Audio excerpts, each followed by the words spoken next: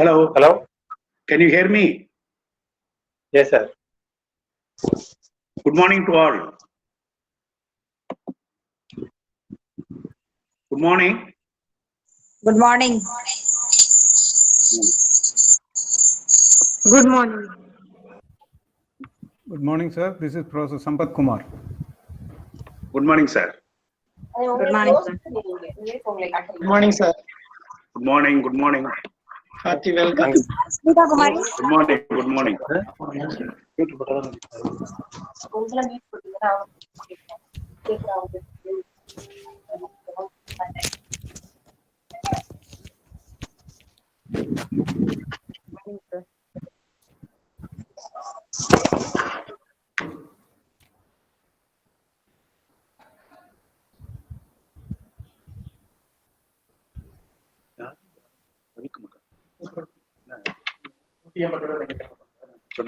Night வந்து ஒரு 12 மணிக்கு ஃபோன் பண்ணாங்க, பவர் கட் ஆயிருக்காங்க.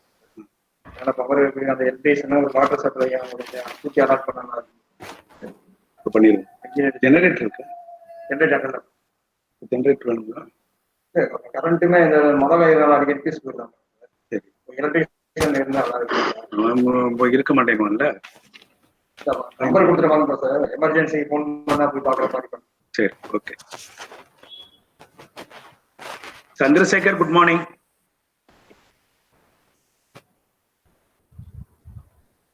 Ravi Kumar. Professor Ravi Kumar,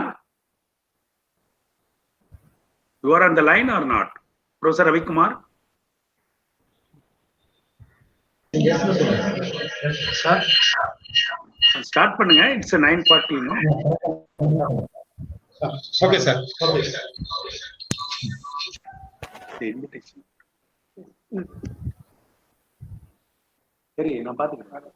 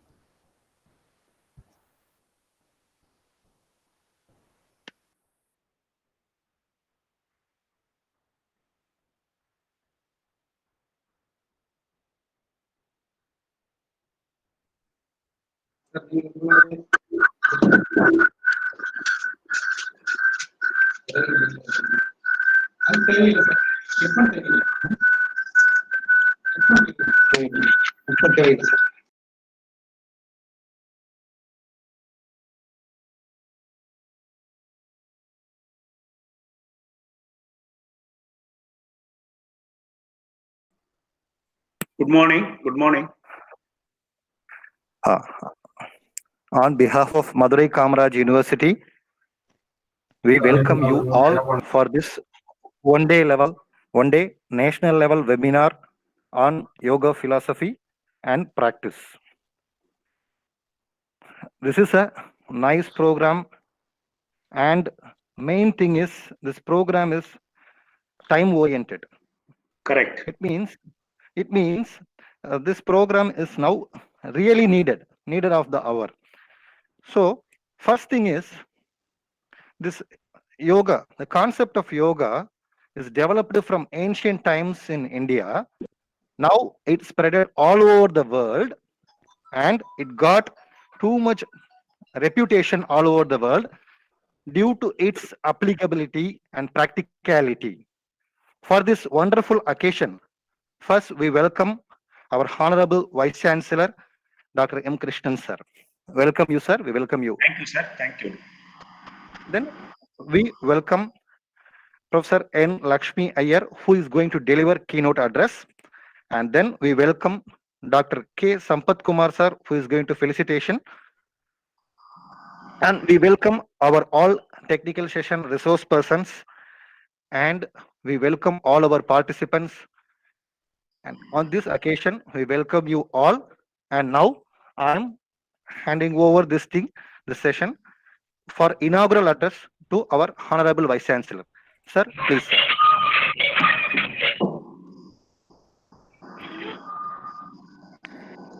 Everybody's hearing? Yes, sir. Is it okay? It's audible, sir. Audible. Okay. Good morning to one and all. It's audible, sir. Yeah, this is a wonderful program which a timely need nowadays, because everybody knows that we are on the war field. Good morning, madam. Good morning. Iyer, madam. Good morning. Lakshmi Iyer. Good morning, madam. Okay. So this is a real tight situation for everybody. So each and every people responsible for helping our society how to come out from this COVID-19 impact. Even Madurai Kamaraj University, we are taking the steps from April 15, how to give some strong background, view about psychosociological problem. Before I am coming to yoga, I want to tell that the infected patients we are taken care of, that the great or devoted doctors, nurses, and our police officers. But the people not affected by this disease, particularly the people living in the villages, they are completely on tension. Why? Because for Madurai Kamaraj University has near about 75 villages around the university. The people are, every day they are asking whether we are going to affect by the virus, or what is the virus is going to do that, how is going to spread. This psychological problem leads to lot of things in their daily life.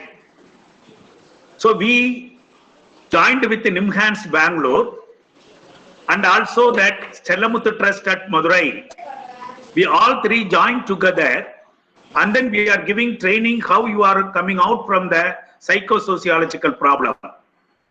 I am happy to inform you that all the participants, near about 1,800 students were get benefit out of it, and we had given this training to near about 27 colleges so far. So what they are going to do that, they will take the message given by the expertise to take the message to the village people. The village people means their own family, their own relatives, their own the people surrounding him. By that, they can tell about it, what is the virus, how it's going to spread, what are the impact, what is the symptom, how you can develop the immunity. So these are the things now we started from April 15th. Second aspect, what Madurai Kamaraj University is doing, science people know that what is the virus. Science people know that how many people affected by various diseases. How many people, science people know that how you can develop the immunity. What is the immunity? For that, to spread this knowledge, what is the immunity? What is the virus? What is the epidemiological status of India? So we had taken the last 15 days a course for all over India. I am happy to inform you that near about 450 participants taken the course, and they are giving a wonderful feedback. Now they know that what is a virus, what is that, how it's going to do that, how you can develop the immunity, and how it's epidemiological view also. So today, my friends at Department of Saiva, Siddhanta and Philosophy, they are taking another step. How you can develop the yoga, how you can develop the yoga and spread the yoga in this tight situation. It's a wonderful approach, I can say. I have to congratulate Dr. Ravi Kumar for taking the nice step to take this yoga and its important to the participants. And also, I could see a lot of experts are available to tell about the yoga and its impact on the daily life. Because today, we are expecting that your mind, not only the mind, your physical structure also very important, stability also very important. For that, we need yoga. So, they are going to talk about yoga, but I am going to take only 5 minutes. But I can say that yoga is not a new field. I mean, by history it says that near about 5,000 years before the yoga started, maybe some of the literature is saying that yoga started in Indo-Saraswati period. So that yoga is now, how it's going to help. But I don't know that all that my participants are observing, the patient affected by the coronavirus, first they are having some problem in the respiratory tract, or they are having that problem on lungs. But today it went a little up. The corona patients are getting that a continuous dysentery. Because why I am telling this one, Madurai Kamaraj University Hostel, today they are having near about 150 infected patients in the hostel. So daily they are reporting that what are the symptoms the 150 patients they are having. So somebody is having respiratory trouble, somebody is having dysentery, somebody is having, the tiredness whole day. So these are the problem are, reporting every day. So where is the solution? But our central government and state government, they are taking the necessary steps by giving lot of information or advice to come out from the COVID-19. But how the education institution is going to play a major role. No need to tell that we have 900 universities in India, 45,000 colleges in India, 200 research institutions in India. It's available.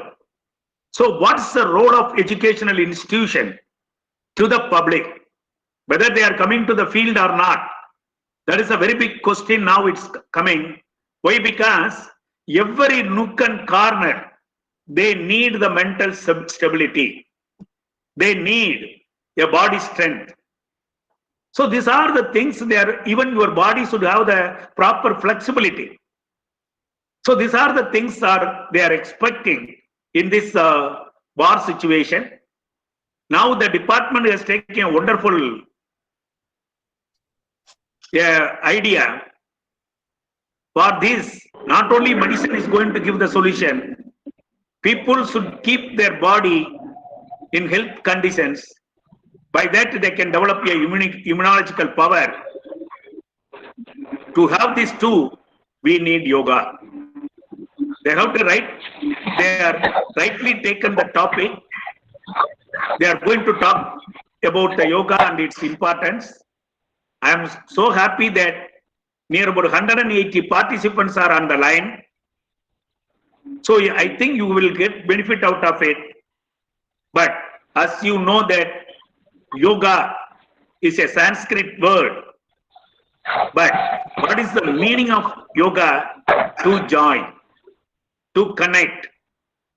So now the department of the Saiva Siddhanta philosophy, they have taken the step to connect the people by yoga. They want to give the importance of yoga to not only our participants, the message what you are going to give to take to the society, at least in their own house, the own parents, if they are starting with yoga, they will get the mental stability. In particularly, if you are coming to Madurai, Now the cases are increasing too much. Death rate also increasing. Every college and also the university has taken as a medical ward. Not only the age-old people. Today, out of 150 in Madurai Kamaraj University, near about 15 children are there in the hostel to take that treatment. How the small children having lot of energy, they got infected by this, what you call the virus. So, if they are doing properly yoga continuously, definitely so many people, so many of our friends, so many of our relatives get strength and flexibility, and also they are going to get that mind, strong mind to fight against this virus.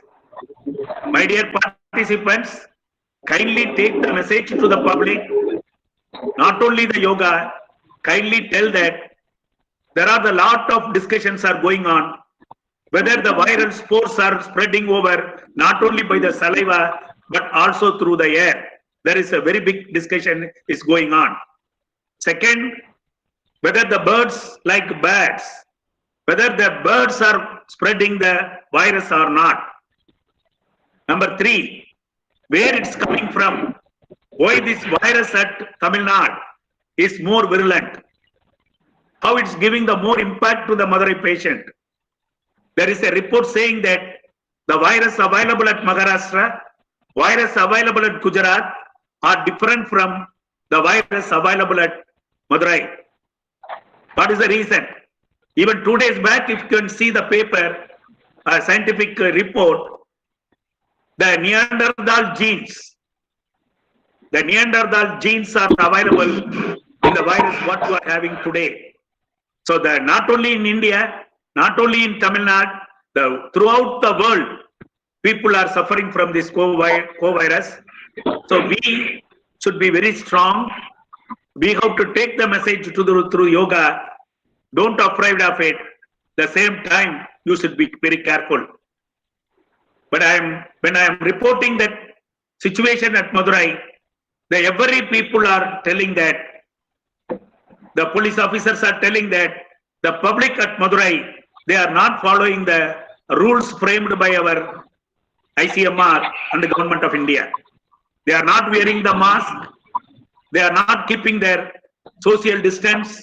They are not washing their hands properly. So only the cases are increasing too much. So in this situation, I request all that expert and also that participant kindly spread the message.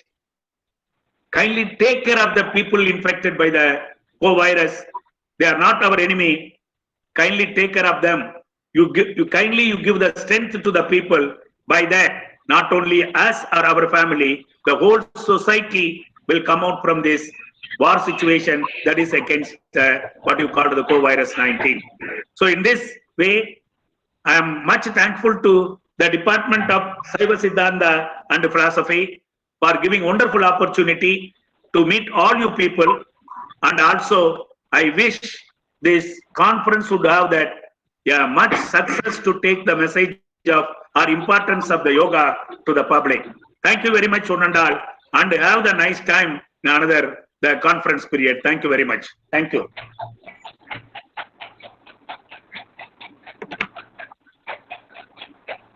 Thank you, sir.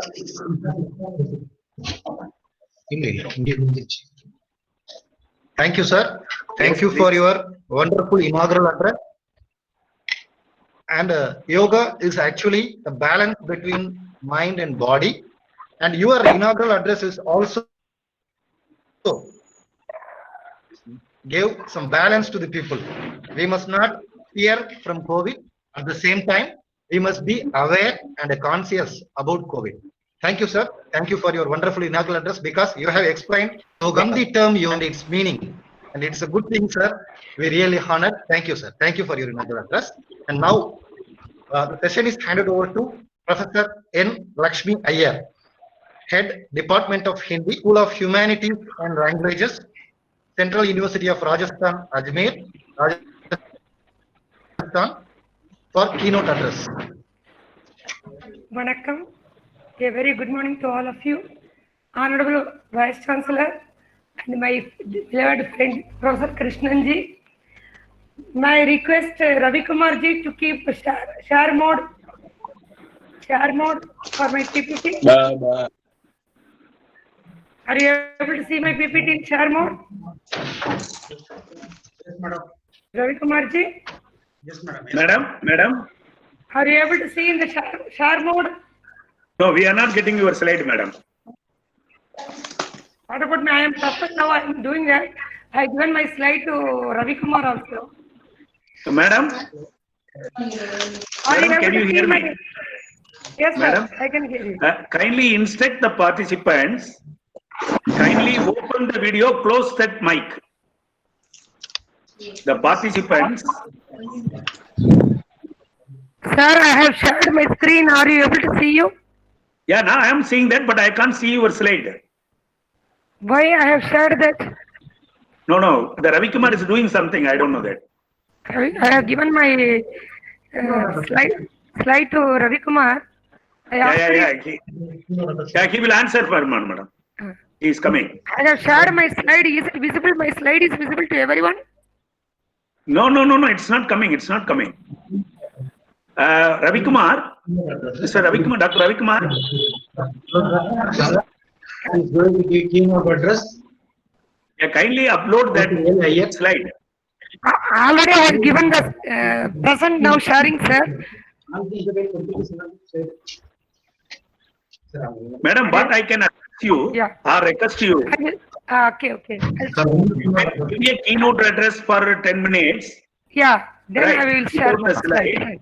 and then Right. you can give your lecture after that. Okay? Very good. Am I right? Yes, Yeah, sir. thank you. Namaste. Very good morning to all of you. Very pleased to see Professor Krishnan as Vice Chancellor. And all of you, Namaste, sir.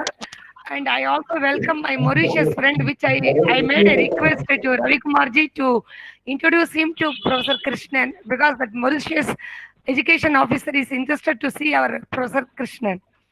And why I'm Thank you. Thank you very much, sir. And the day one when I congratulated him as VC, he said, no, I am not VC, I am your friend only. It itself shows that how he is friendly to all of us. And may God bless you, all of you, to free from this virus. And as Professor Krishnan sir said that, I would also share something to you. Actually, basically speaking, Indians, we believe more philosophy than the science. I'm sorry to say this, Professor Krishnan, who is from science background. The thing is, here what we are doing is, we are taking 100 grams of this ajwain. Ajwain means omum. Then 100 grams of jeera. Just we are making that a little bit roasting. Then 50 grams kalanjali seeds. That is none other than onion seeds. And 50 grams of somb. These four are roasted lightly. Then make a fine powder. Mix it with the lukewarm water, and a little bit of black salt is added. Then lemon. It works excellently. And that also small C vitamin can be consumed. And to be frank with you, there is a Padimukam water available in Kerala. I think Tamil Nadu government can go through Kerala Padimukam water, which will not entertain. Means when we drink Padimukam water, we will not even get a sample of this cough or cold, anything. You can see in any Kerala restaurant that pink color water is supplied in hot water. So that is known as Padimugam. All these measurements definitely we would like to take because of this COVID. And coming to the matter, slide I have prepared because of this yoga only. Thanks for wonderful opportunity. Through this yoga, how we can develop, I have said that. And yoga is a divine art which we can find in Indian literature about 5,000 years back. Can you share the slide, Dr. Ravi Kumar? Dr. Ravi Kumar? And Dr. Ravi Kumar is on the line, please. Yes, madam. Ravi Yes, Kumar? madam. Like, can you share the slide of Dr. Lakshmi here? Okay, sir. Okay. Because he needs a slide now. And on behalf of Central University, Rajasthan Hindi Head of the Department, once again, I welcome you with warm regards. Please, all of you mute yourself. Hello. Hello. Kindly participant, kindly mute your mic. Some background noise is coming, please. Please, hello. Please, all of you. Thank you very much, Krishnan. Nearly 5,000 years ago.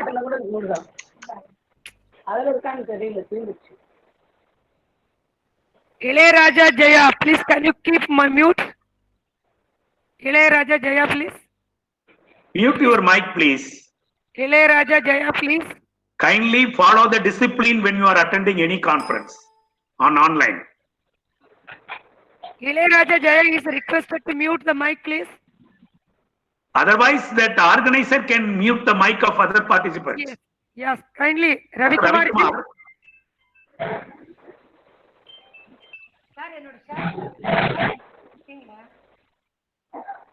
Hello. Hello. Raja ji.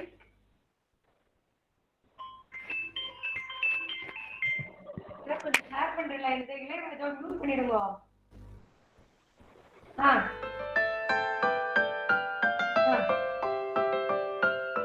திரும்ப hello.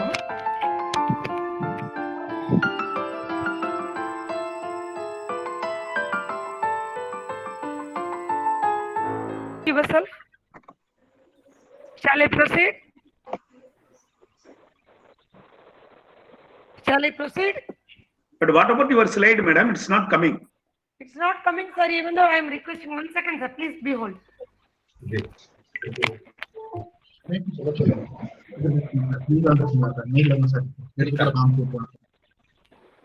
Hello. Sir, my slide is visible to me, sir, but I don't know why it is not visible. Yeah, that organizer should, share the views. At least he can share me, no. That's what I am telling. No, it's not coming. I am not seeing the slide. Ravi Kumar, are you able to see me? Yesterday, yes. 11. Sir, yesterday night by 9 o'clock I had sent a mail. No. It's sure it's available, but I don't know that they are having some difficulty to share your slides. Madam, just a minute, madam. Just a minute. We'll share it. Ravi Kumar. Yes. Ravi Kumar is here, sir. Yeah, You please got- do that. No, don't get tension. You do it. Because they need the slide, you know. You got my mail or not? Again, shall I send you, Ravi Kumar? Received, madam. Just You received or Yes, not? madam. You received or Yes, madam. Yes, madam. Please share that in the screen.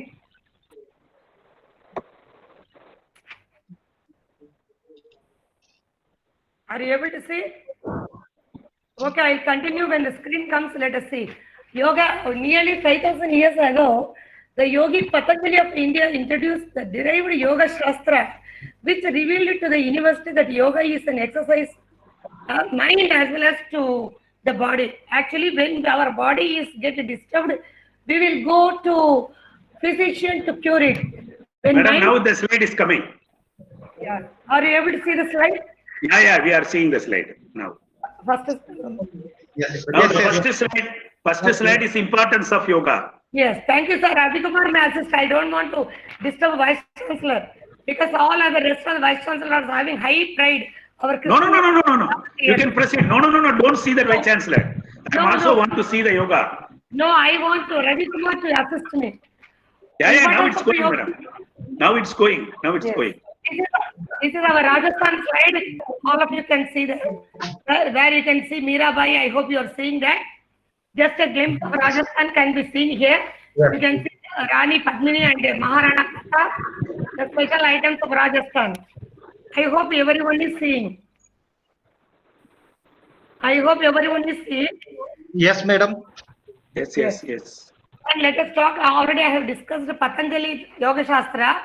This Patanjali is also, we can see his name in the Siddha's list of Tamil Nadu, Siddhar Puranam, that gives the coincidential between the philosophy and the Tamil literature, where the Yoga Shastra is elaborately distributed with the divisions by Patanjali Yogi. Yoga, as Professor Krishnan said in the beginning, Yoga, the Shabda means union, mind and body, how it unites together, that is Yoga. Because without your body adjustment and mind balance, you cannot go for any yoga with a disturbed mind. Yes. And yoga education, on the other hand, how it takes care of our individuals. A good, balanced, integrated, truthful, clean, transparent person will be more useful to oneself. But very clearly it is stated that one must be only eligible for yoga education. If you are a smoker, if you are an alcoholic,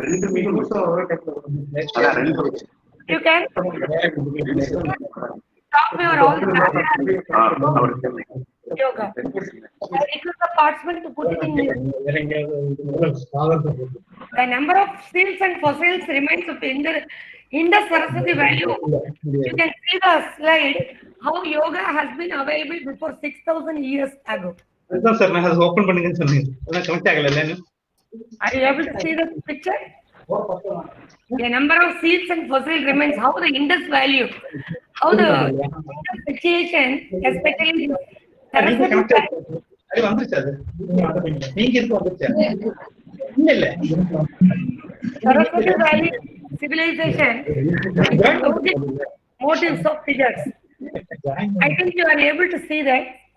And yoga is available also in folk traditions, Indus Valley civilization, Vedic and Upanishadic heritage, Buddhist and Jain traditions, darshanas and epics of Mahabharata and Ramayana, and the holy book of Bhagavad Gita, you can see.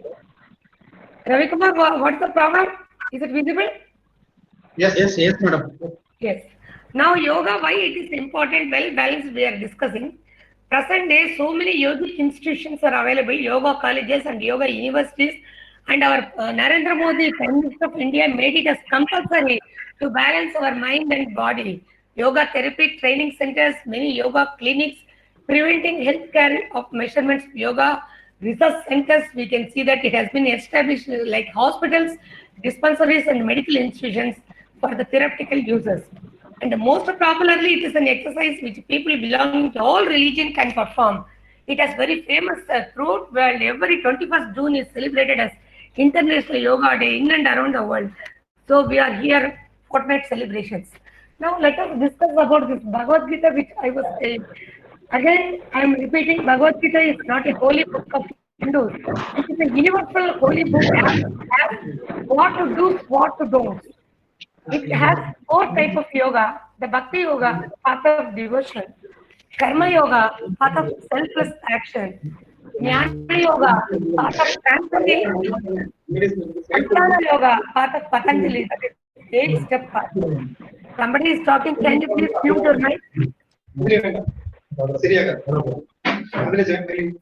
Can you please put on mute?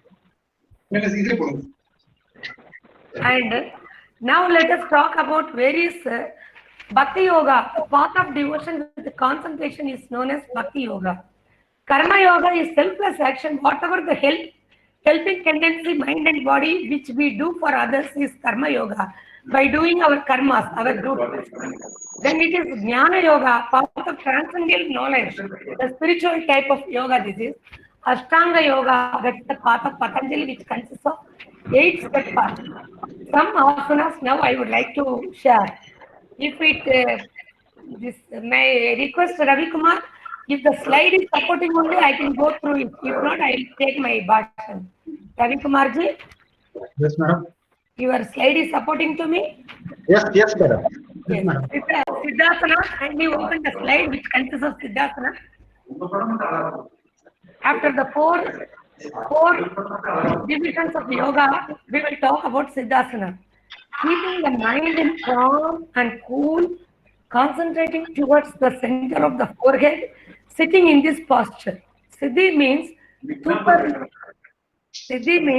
supernatural power. Stout persons even can find this asana very easy. Now let us, before we discuss about yoga, let us talk that why we need yoga. Nowadays, life has become very mechanically. We are forgetting our traditional values and divine arts like yoga, music, literature, and because of this epidemic disease, we are highly mentally disturbed. I think this conference will make enthusiastic to entire globe by depicting yoga, showing it as a special. Yoga is very beneficial exercise because one can control his or her body through meditation. Yoga is a rich source of releasing stress and anxiety. It teaches discipline, unity by controlling the anger. Why it is need of the hour? Can you please put it in mute? I am getting a lot of disturbance. Can you put it in mute, all of you? We request all the participants to mute their audio. Or from your side, make them mute, sir. From your side, make them mute, sir, please. Heavy disturbance, sir. அங்க என்ன பண்ணிருக்காங்க காமிச்சதுல அங்க அந்த ஸ்கிரீன்லயே camera மாட்டிருக்காங்க. அங்க யாரா உட்கார்ந்து தெரியும். இதுல இந்த உங்களுக்கு தெரியல கஷ்டமா.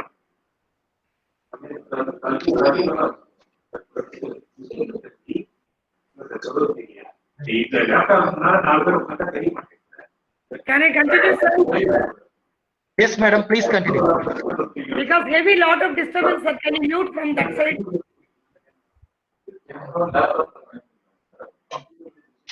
Once again, we request all the participants to mute their audio. வீட்லயே கேமரா மாட்டி Sir, you mute from your side. Sir அந்த ஸ்கிரீன்ல இருந்து இது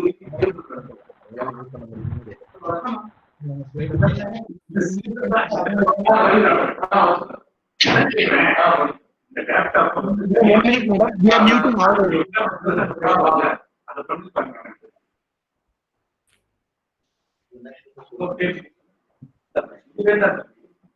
கேமரா மட்டும்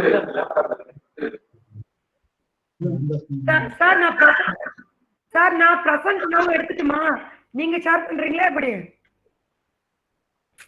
hello, Yes, madam. Are you showing the slide, sir? Yes, we have slide, madam. Now it's okay. Shall I continue, sir? I'm sorry to disturb you. Why we should need yoga? Let us have this. Already I have said that this yoga is a divine art, that is like music and literature. We were talking about need of the hour. Nowadays, students or anyone, BP, sugar, heart attack, we are getting in early 30s. Restlessness, tension, short temper, suicides in colleges and universities, loneliness, irritation, breakup in relations, all because of the lack of mental peace and tension only. We, being the ascetics, that the lovers of beauty, should also love the divine art of yoga, since it is connected to body and the mind. We believe in spiritual and mental exercises like yoga. First, I talked about this Siddhanta, making sitting together and imagining that there is a lamp in between your eyebrows. Close your eyes very slowly and meditate yourself, I said. Now, how the meditation takes place, you can see this Ardha Padmasana, sitting like half-postured lotus. Sit in a relaxing position. Close the eyes, imagining a lamp in between the eyes at center, taking a long breath, feeling Om, and take lengthiest breath, and slowly and exhale yourself. That is the technique. First is Siddhasana. This is Ardha Padmasana. Breathe in, breathe out in a slow manner. Then the very next exercise is eye exercise. We are having even nowadays 15 years boy, he is having this spectacles because of the TV, computer, heavy workload and all the electronic instruments, WhatsApp, Twitter and all those things. Why can't we do this exercise for eyes? First is very easy exercise is keep your thumb directly 90 degrees before your nose, straight to the nose, and make a light slow rotation, concentrating the thumbnail and clockwise to 2 times, anti-clockwise 2 times. Like that, 10 times you repeat this exercise. Next, after this exercise, warm your hands by rubbing them together and close your eyes. Place your warm palm over them for 30 seconds without a pressure on your eyelids. Slowly open your eyes and look around. You feel very much relaxed. This is your eye exercise. Then let us talk about Surya Namaskara, which our Prime Minister Narendra Modi always talks about it. Surya Namaskara is nothing but salutation to God, Lord Surya, that is none other than our sun God. I hope you are hearing me. Are you able to hear me? Hello? Yes, ma'am. Okay, thank you. Because my connectivity shows that no connectivity. So I am afraid that the connectivity has taken the problem together. Surya Namaskara, the historical evidences of this exercise of yoga can be seen in 2700 BC itself. That is, we assume it as pre-Vedic period. Thereafter, till Patanjali's period, the practice of Surya Namaskara may have been invented later due to this influence only. Pranayama was the part of daily ritual to offer the oblation. And the Surya Namaskara posture, you can see that in my slide also. Very well, you can see this in a Delhi airport, which is an essential tool for all the foreigners when they land out in Delhi airport. They can see our Indian philosophical structure of Surya Namaskara. I hope everyone is seeing that. Total 12 postures are there. Coming to the world again, back posture is how it creates, how the entire body bends like this. You can go through the slide. I hope everyone can see that. And the next one is Vajrasana, taking the palms together and sitting in this position. It is a pose of fixity, and it is correctly done if the body should not be shaken, and also it has to be sit for long duration. It will avoid your stomach problems or bowel cleaning or any type of gastric problems, giving a relaxed sense to your mind. You can see this Vajrasana pose. It is first time 1 week or 10 days, it will be difficult. As you continue this, it will be very easy for you. Then this is Matsasana. After 10 days of this pranayama and basic yoga only, you are supposed to do this. When the backbone has been bent in forward direction in one asana, the neck should be bent to the backbone. Look at the gap between the stomach back. And hence, after Sarvangasana, it is preferred to be done. Kindly note, this is known as Matsasana. Matsa means fish. Fish posture this is. So, and very clearly I am telling you, this asana must be done after Sarvangasana because the slide is interchanged. This asana is a cure for many diseases. This increases the digestion power a great extent to chest troubles, asthmatic attacks. It is connected to throat and bronchia. This is Sarvangasana, the slide in interchange. First we have to do this asana, then only we have to do this Matsasana. Sarvangasana, the name itself says that Sarva Ang, all the entire body, ella angamu straight irukkanum, kalayum shoulder mattumதான் கீழே இருக்கணும். Anybody can do this quite comfortably for a minimum of 10 minutes after taking the minimal exercise of yoga. That is, after 1 week, it is advisable to do because it has to be done only when your stomach is free. So early morning, after taking half liter of water, after 10 minutes, you can do it. Or after the meals, 5 hours after the meals only, you are supposed to do this. Because the entire body is up direction, you can see that. Entire body when lifted with concentration, having focused on the fingers of the feet, the backbone gets good quality of blood circulation. It will become more flexible. Youth and flexibility of the backbone are proportional. I may ask all the mothers to do this for their kids from 10 years onwards so that the boy or girl will become tall and kidneys will function very normally and the digestion power is increased. The very next asana after Sarvangasana is this pose is Halasana. The asana gives a backward bend to the backbone. As the name goes on, the pose looks like a flow. The spinal region gets much benefits because of this. The asana removes the lethargic, chronic constipation and constipation trouble is removed. Any type of lung disease can be also removed. I didn't mention that. Wind trouble in stomach will go away. Liver trouble will be cured. It is very, very flexible when you do it. When you do this Sarvangasana for 7 days or 8 days, slowly you have to try this. Not a structure after 5 or 6 days, happily your legs will touch the floor. At first, don't get disordered that I didn't get my legs or not touch the floor.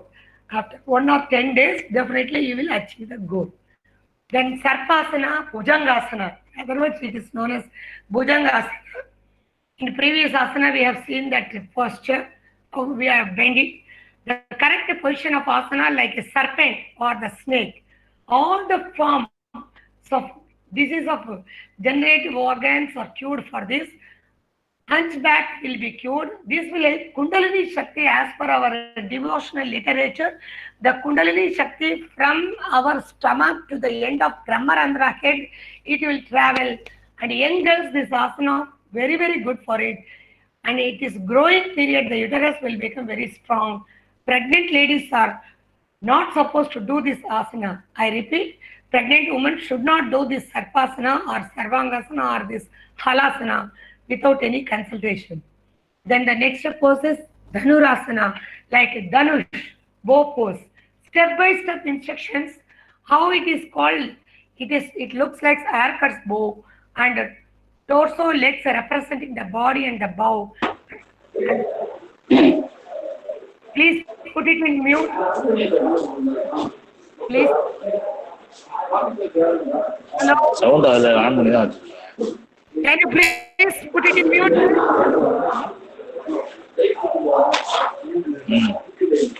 Hello. Hello. Please put it in mute, please. All the participants, please mute your mic. Sir, can you please mute from your side, sir? Please. Sir, hello. Hello.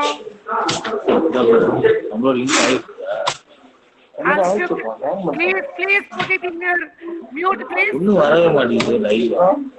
is talking? Hello. Please.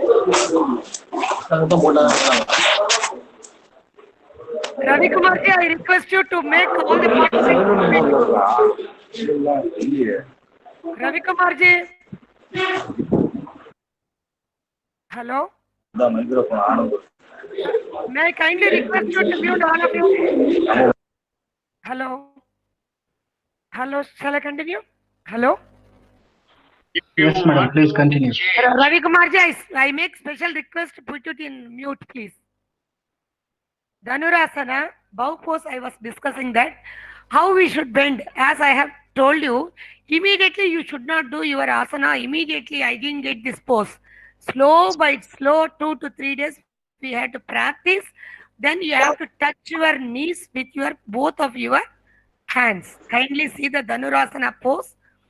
The word Dhanur means a bow. Who will explain this stance? This one. Hello. I don't know why it is. Agamya, we are getting a lot of things. What is happening? Okay, come on. No, a lot of disturbance is there. Sir, Yoga Pata Narayana, you requested to mute yourself. All of you see? Hello. What is the name? Hello. Arya, where is Arya? Hello. Hello, please. Roslyn, please put it your mic mute. Arya, are you there? Hello. Okay, Agami, you can continue, beta. Yeah, I am continuing. If you put mute only, I can continue, dear. Shall I continue? Okay. Now, 5D, somebody from 5D, please take up. All of you, please put your mute. Please mute mode, put it. Then, okay, Vedanshi, continue. Continue, Vedanshi. In the previous asana, we have discussed about this Dhanurasana. Now you can see this previous asana. The backbone was given a backward direction. It is a front twist. In the, please put it in mute, please. This is a difficult asana for the stout person in the beginning way because they will be having the big belly. Hence, the patience and the continuous practice will. Some child voice I am hearing. My dear boy, can you put it in mute? Rosen, madam, please put it mute. Okay. So a word that begins with U but has this sound of Please, please don't talk. not then that into that word And what about the second one, Vedanshi? E and U. What is the sound of E and U? Ravi Kumar ji. So, Ravi Kumar ji. Please mute yourself from your end. Somebody is disturbing me. Say a European city. All of you, please mute yourself. Ravi Kumar ji. From Yes, these, madam. The Rosalind voice, can you just mute it, please? who's that? Please. Huh? Ravi Kumar ji. Ravi Kumar ji. Yes, madam. Can you please mute from your side? I'm getting a lot of disturbance. Yes, madam. I will do it, madam. Organizers are requested to please unmute others so that we can talk. Okay. What are the vowel sound? What are the vowel sound? Brilliant Vice Chancellor you are having. You are unable to mute means I am really disturbed. Some Irudi Jerry's. Please mute yourself so that I can continue for 5 more minutes. Shall I continue, Ravi Kumar? Yeah, yes, madam. Continue, ma'am, please. Again start. Then let us talk about this Mayurasana. Mayurasana means a peacock posture. This asana looks like a peacock. The ancient rishis have observed nature, animals, birds, creative creatures, everything in and around the world, and so that the pose itself has been renamed by the creatures only. One is Bhujangasana, we have seen Ustrasana, Mayurasana, everything we have Kapotasana. Everything is bird. The nature connectivity, the creatures which are connected to nature have been given the name with their asanas. You can see that. And a monkey is catching hold of a twig, hang down, raising the head. Thus, many asanas have some sort of similarity with the poses of several creatures created by nature. Now we can talk about Vrikshasana, standing like a tree. You can see the posture, how the straight forward, only one leg is bent towards the knee. It is known as Vrikshasana. Vriksha means in Sanskrit it is a tree. Now Ustrasana. Ustra means again camel. In Hindi, it is Wound. Tamil, Ottagam. First posture, you can see that the two photos which resemble the first stage, second stage. First, we will ask the students to put only one hand. The next stage is 2 hands for 3 months. After 3 months, the student is able to touch completely the toe. You can see that post notebook I have produced with the arrows, how it helps for our bodily things to be cured. And this is Kapotasana. Again, I refer Kapota means pigeon. How this Kapota pigeon, how it sits. It is the third stage of Kapotasana, and the learners are not supposed to do straightly here. You may consult your Acharya yoga teacher to see the first stage of Kapotasana. It is the last third stage of Kapotasana, where the body completely bends whatever the mind says.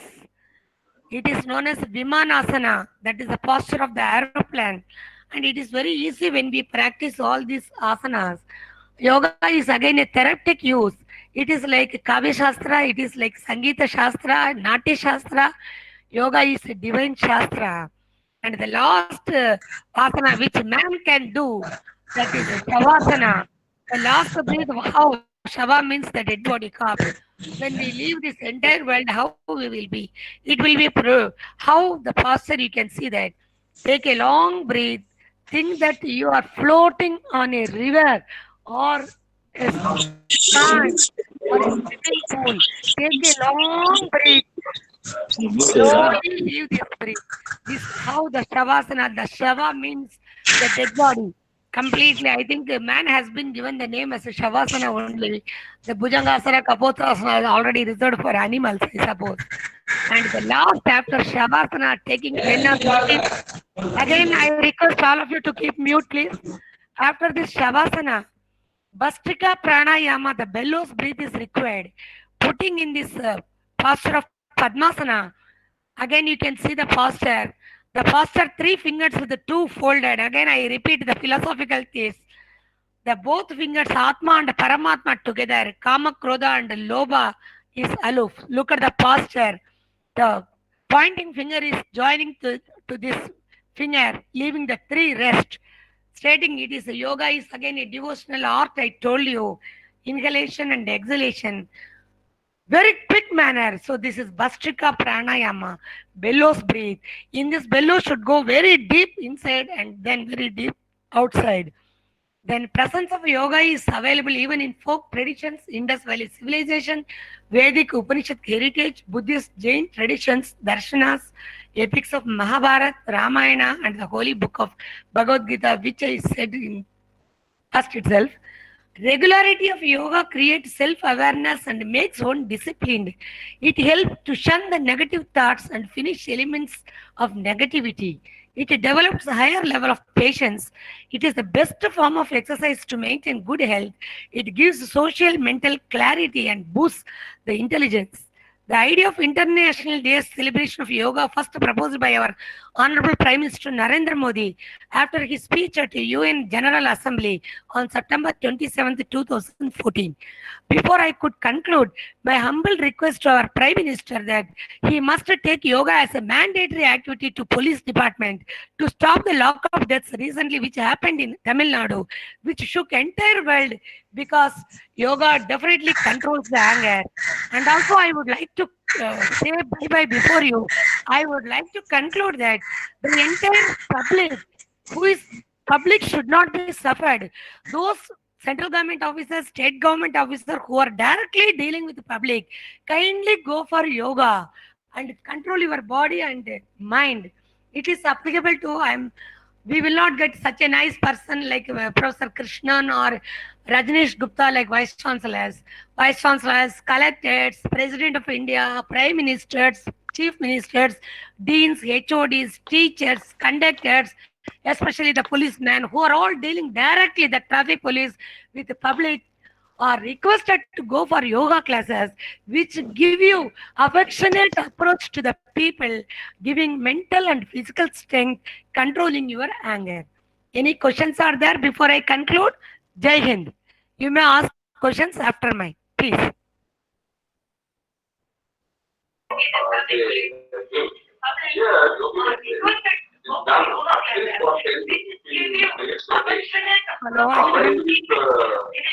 It was wonderful presentation.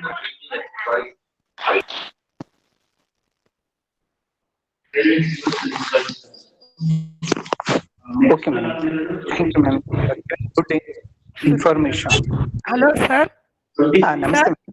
Ravi Kamarji, our Mauritius participant is with us, who is very anxious to see our Professor Krishnan. Is he available now? No, ma'am. No, it's not available. And we asked the participants to give questions through the chat box. But any questions? Thank you very much. Thank you very much, all of you. See you. Have a good day. Okay, madam. Thank you. Thank you, madam. Thank you. Thank you, ma'am. Very nice presentation. Very informative presentation, ma'am. Thank you. Any questions to be asked?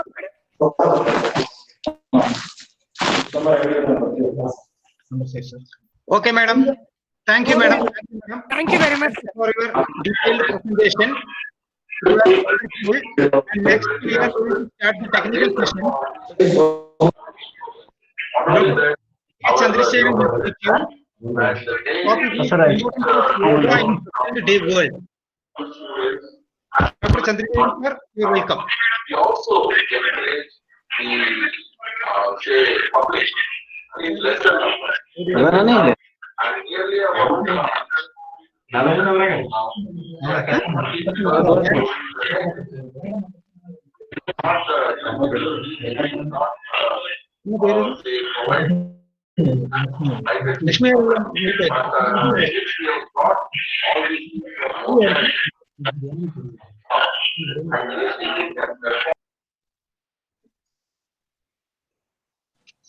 Chandra sir. I'm ready, sir. Okay, sir. Thank you, sir. Can you put the PowerPoint presentation? Presentation. Okay, sir. Okay, sir. Yeah. You make it full screen. Make it full screen. Make it full screen, sir. Yeah, sir. Full screen. Full screen. Full screen.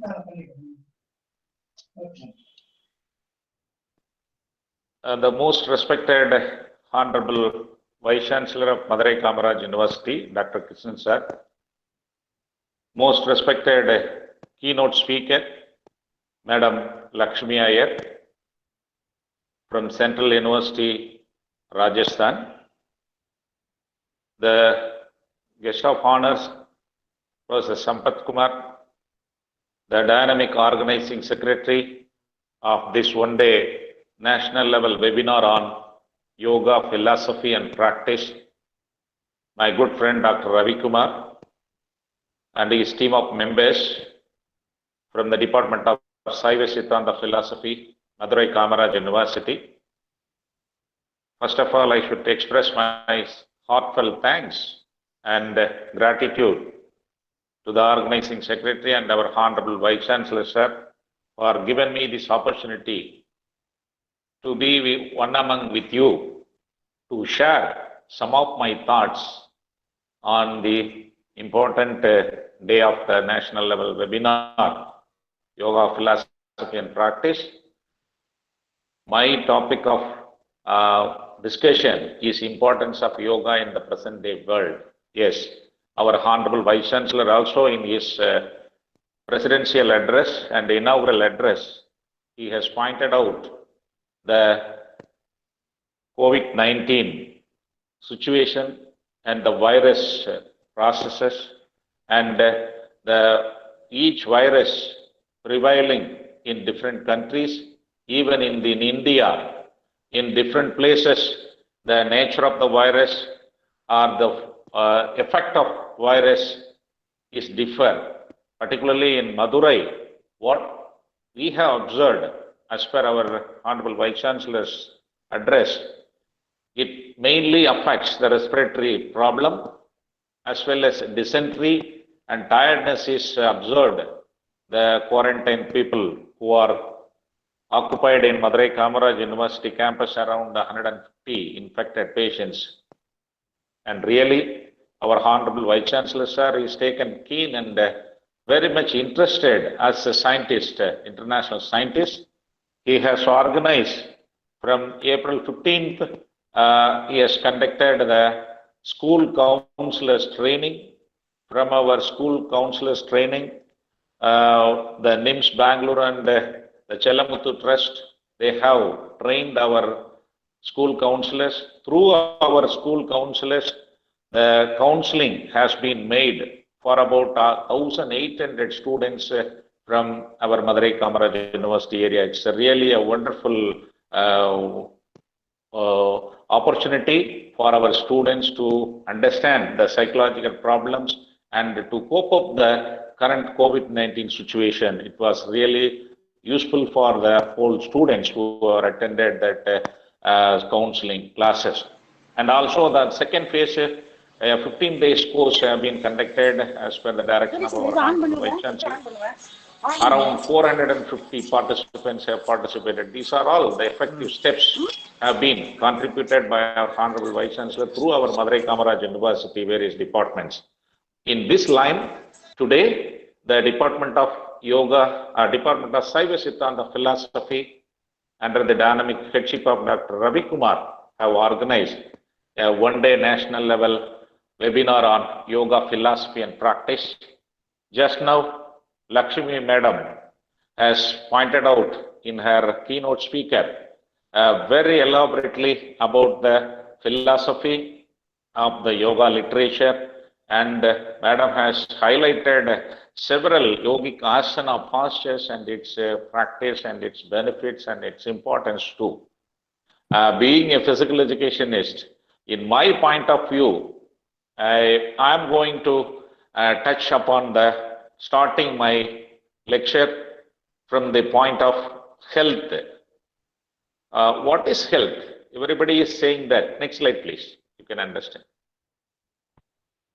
When you understand the yoga of importance in the current day, according to World Health Organization, what is the meaning or definition for health?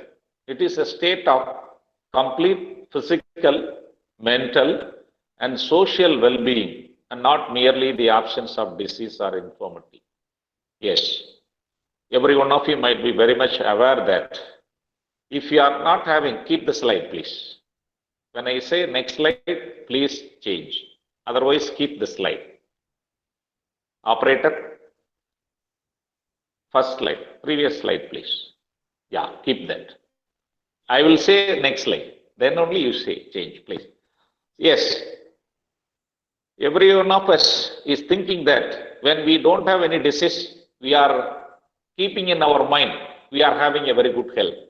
No, not at all. What is real health? One should have a physical health, mental health, as well as a social well-being. These three domains is very important for a person to be to be a good healthy person. How we can develop this physical, mental, and social well-being, even at the current situation is concerned. Yes, yoga is one of the best way, simplest way, and easiest way that one can easily attain these three domains. Next slide, please. Next slide. Please, the slide operator, please follow the lecture. Yeah, please. Thank you. Thank you for your cooperation. Yeah, what do you understand about coronavirus? I'm not going to talk much on this. Already our Honorable Vice Chancellor has mentioned. Again, I am quoting the World Health Organization definition. Coronavirus disease is called COVID-19, is an infectious disease caused by a newly discovered coronavirus. Most of the people infected with the COVID-19 virus will experience mild to moderate respiratory illness and recover without requiring special treatment. Yeah, that is the special conditions. You all know that there is no vaccine for coronavirus disease. The best way to overcome from the disease, if it is attacked, is self-immunity development and self-confidence. Yes, our Honorable Prime Minister, in his International Day of Yoga celebration last June 21st, in his address, he has emphasized the need and importance of yoga practices, particularly when you practice the yoga in a systematic and the scientific way, definitely it will improve your immunity. In this line, I am going to show some of the points which are scientifically, how the yogic practices are scientific based and how best the yogic practices can improve our body-mind coordination and the improvement of the immunity development. And then COVID-19 belongs to the coronavirus family, which also includes the SARS virus, severe acute respiratory syndrome. This is very, very dangerous. And the MERS virus, Middle East respiratory syndrome. Next slide, please. Next slide. Yeah. What effects of COVID-19? COVID-19 affects as per our Honorable Vice Chancellor, the literature also says that the respiratory tract in humans and the primary infects the lungs in the affected individuals. Why I am quoting this here? Because I am going to emphasize on the pranayama practice. And you can understand the need and the importance of yoga practice during this COVID-19 lockdown period. In the causes death due to the ARDS, that is acute respiratory distress syndrome. It is a condition that causes fluid to build up in your lungs, then that leads to the oxygen cannot get to your organs. Ultimately, the person leads to the end of their life. The infection starts off with mild flu-like symptoms or no symptoms and further progress to severe symptoms. These are also some of the points I want. Next slide, please. Next slide. Yeah. What is the current situation of COVID-19 in India? I am not going to say the statistics and all. For instance, in India is concerned, asymptomatic or asymptomatic transmission. That is, people who can spread symptoms into others without having typical symptoms of the infection. Our Honorable Vice Chancellor also have mentioned this symptoms of how the coronavirus is spreading at present. In fact, a recent report let out by the Health Ministry of India also mentioned that over 80% of the cases in India are asymptomatic in nature, or we call it as asymptomatic, also called as silent spreaders in the transmission stage. Yes, we are all in the very, very critical stage. At present, the whole world are stress and strain are overloading in all human beings in the world.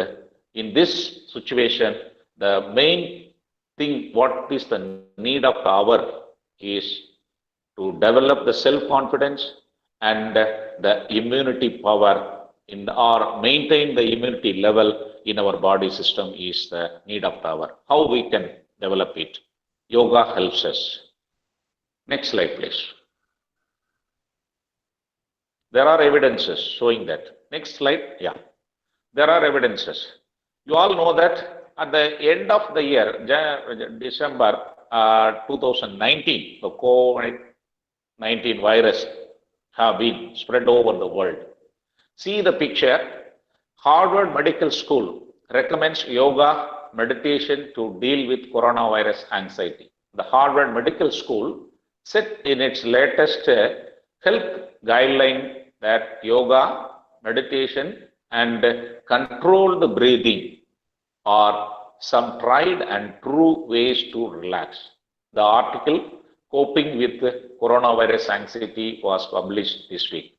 This information, this research evidence, this research findings have been shared to the world on March 16, 2020 by various Economics Times, the week at ESA. Why I am saying that the whole world is looking for the coming out from the pandemic situation. Yoga is the simple way. Again, I am saying that we can recover from the COVID-19. How it is? Now let us see. Next slide, please. Next slide. Yeah. What is yoga? According to Patanjali, Siddha Vritti Nirodhak. Siddha means mind stuff. Vritti means mind's movement or oscillation. Nirodhak means controlling. So simply saying, according to Patanjali, the father of yoga, who is called father of yoga, says that controlling the mind's movement.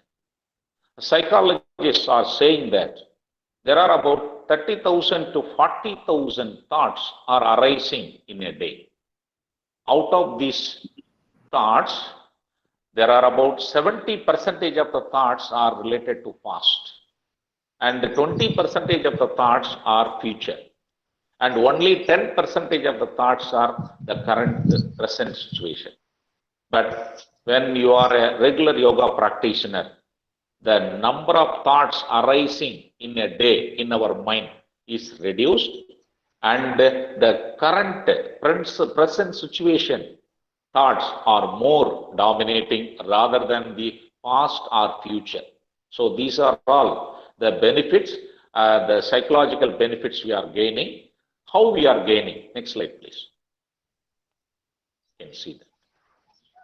Yeah. According to the present day world, yoga is a system of practices which unites the body, mind, and soul. Yes, I am again referring our Honorable Vice Chancellor has mentioned that yoga is derived from the Sanskrit root yuj. That means unite or bind or join together. Together, what are the points to be joined? Yes, the body, mind, and soul to be united. These are the ways and means: yama, niyama, asana, pranayama, pratyahara, dharana, dhyana, samadhi. These are the 8 stages. It is called Raja Yoga. This is the steps to improve your body mind coordination.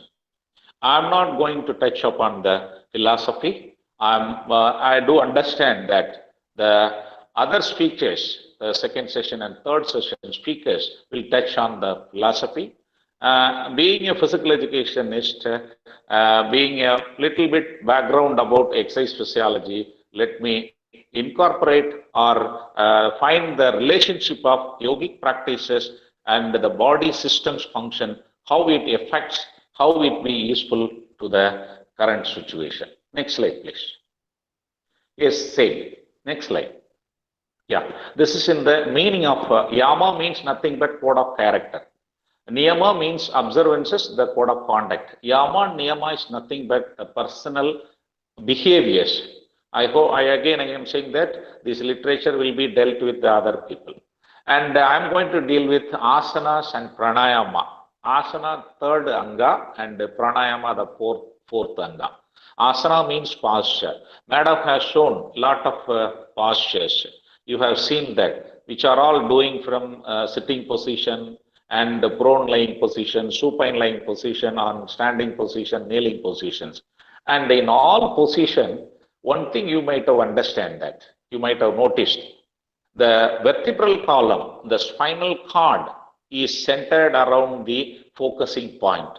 The spinal column is forward bending or backward bending or sideward bending or sideward twisting. Asanas are there. Why we have to do this? When you, at the end of the session, you can understand why, because I will show the pictures, how the vertebral column plays. What do you understand about the vertebral column? Through the vertebral column, the spinal cord is run through. Through the spinal cord, there are about 31 pairs of spinal nerves which are connecting to the body limbs, upper limbs and lower limbs. And 12 pairs of cranial nerves will connecting all the facial organs, which are all to be tuned by means of the basic movements which are doing in a systematic way. And then pranayama is another important practices. Breath control. This plays a vital role. It has a lot of significance, scientific evidence, and it has more synchronization or more connection between the body and mind. When you are watching the pranayama, when you are watching the air goes in and out, definitely the disturbance will be focused. When you want to focus your mind, you can just watch your breath, you can come to your normal. So what are the points? I'm going to discuss with 5 more practices in the next slides. And pratyahara is sense withdrawal. We have 5 senses. We should not go behind the sense. All the senses should be under our control. Once you are a yoga practitioner, it is very easily possible. And then dharana, dhyana, and samadhi. These 3 is antaranka yoga, we called it as. This is purely the mind oriented. The concentration level increases. The dharana means when you are able to focus your mind for about 12 seconds in a particular concept, you are said to be a dharana stage. 12 dharana is 1 dhyana. That is 12 into 12, 144 seconds. That is nearly about 2.5 minutes. If you are able to focus your mind in a particular concept or a particular thought, it is said to be a meditation stage. 12 dhyana is one samadhi. When you are able to focus your mind for about 2.5 hours in a particular thoughts only, particular concept only, you should not be disturbed by external thoughts. In that stage is called self-realization.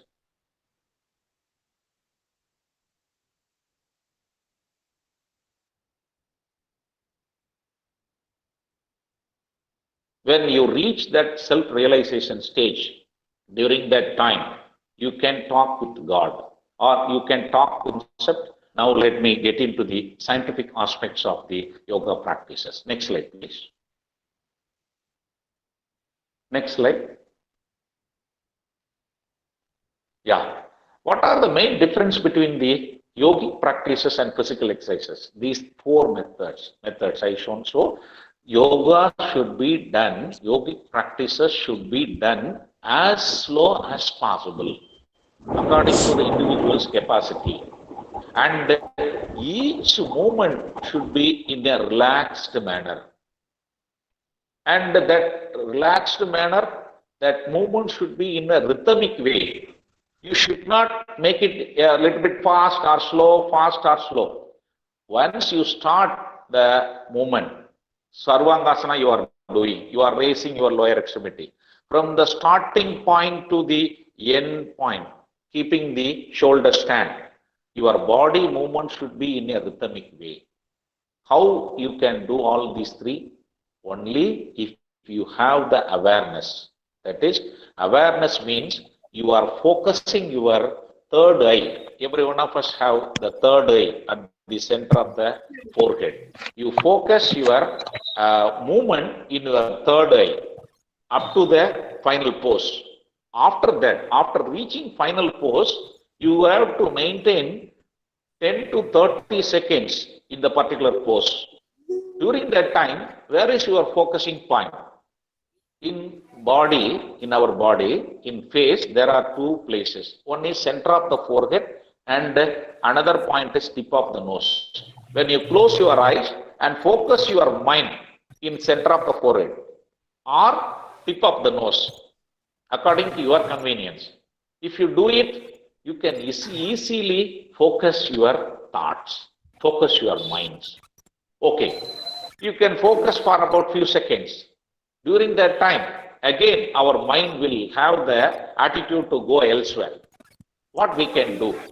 The other 20 seconds, you can focus your thoughts in the breathing process, how the air goes in and how the air comes out.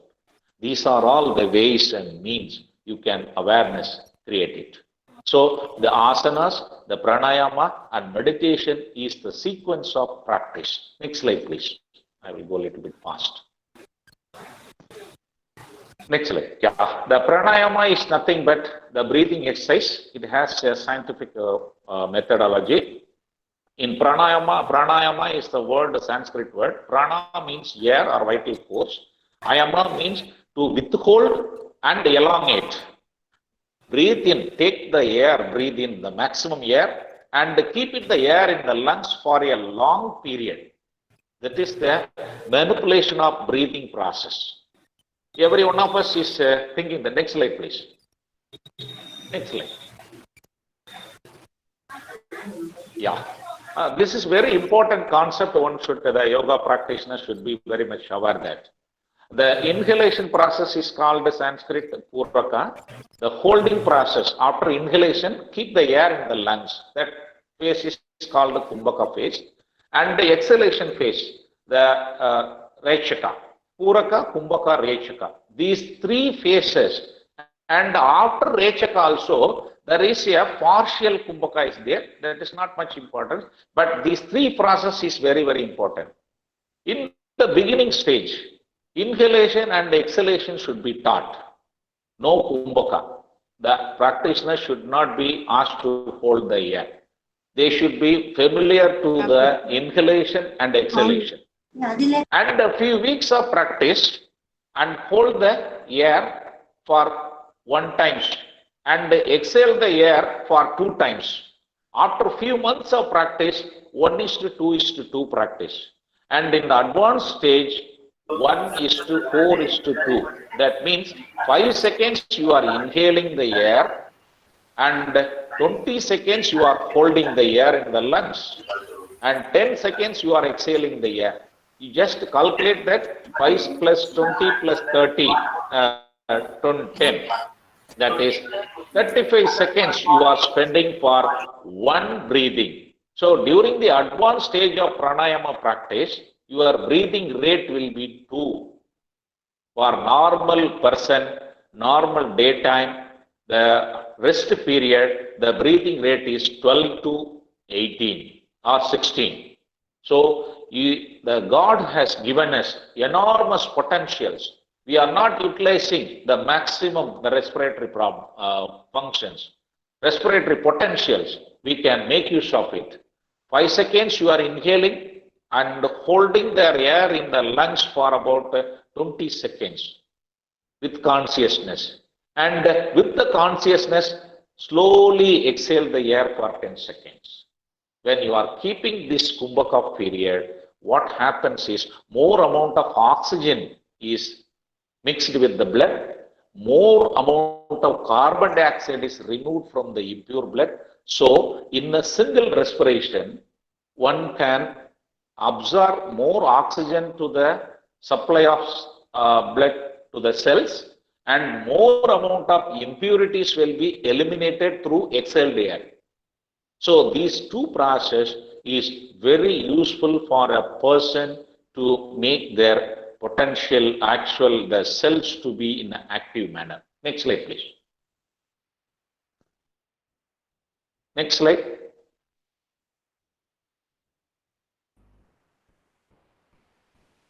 Change your slide, please. Yeah. There are about, science people might understand, in our body, there are about 70 to thousands of channels are there. Nadi means channel. Channel is passage from one place to another place.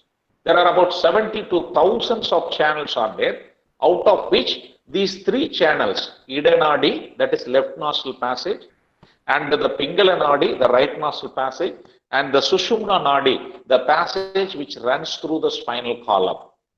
You just see the picture, the Ida Nadi and Pingala Nadi is intersecting from the base of the spinal column to the head of the crown. There are about 6 points.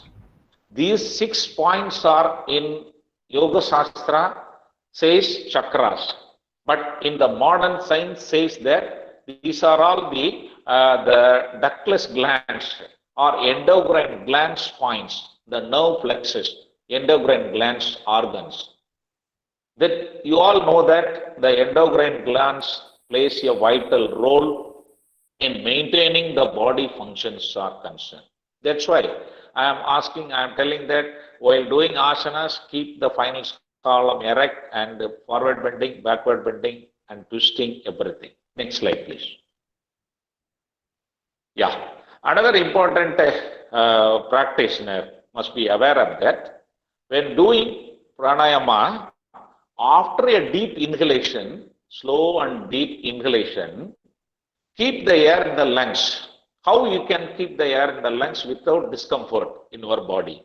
There are scientific methods of holding the air in the lungs. These are the 3 bandhas. Bandha means locking. How you are locking? What you are locking?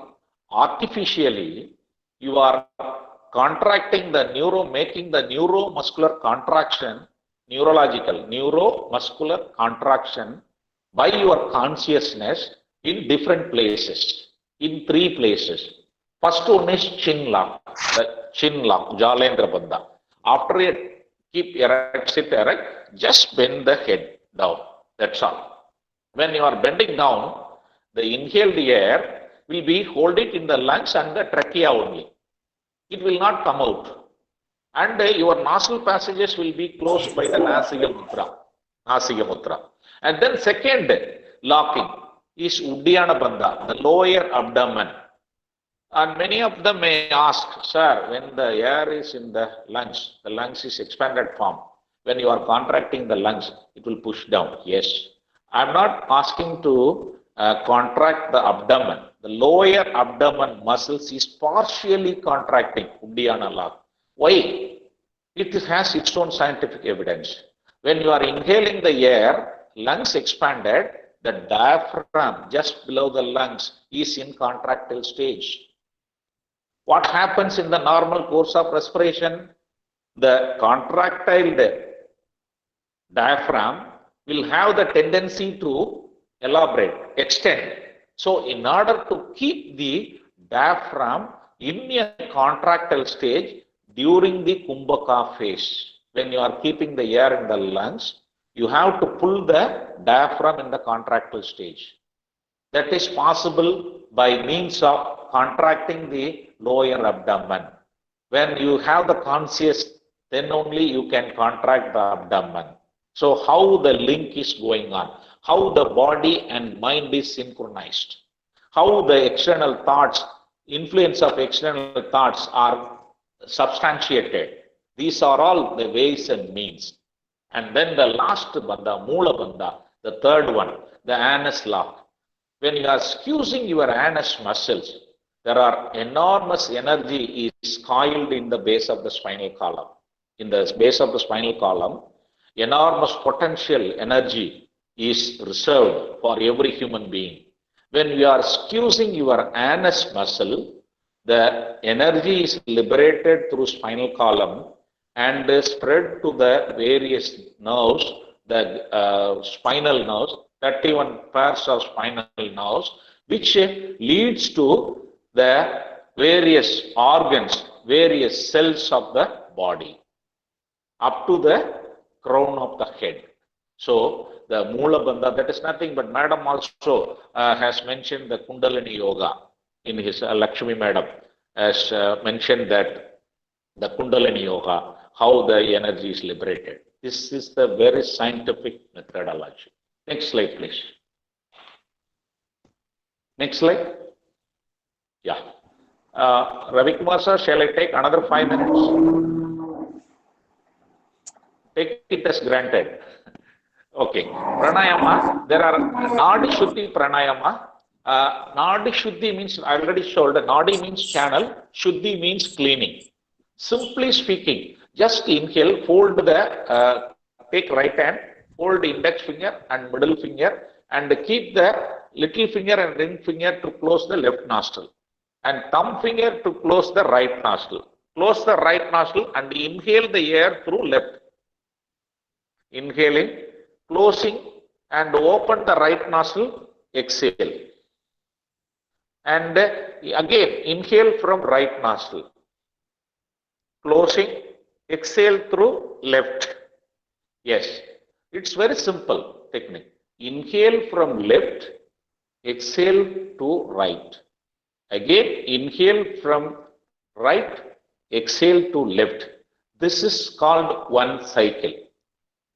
We can do it according to your convenience, 10 to 15 cycles. If you do this nostril, alternate nostril, there is no Kumbhaka phase, no holding. Only inhalation and exhalation. This is called Nadi Shuddhi. Nadi Shuddhi means channel cleaning. Both nostrils can be cleaned.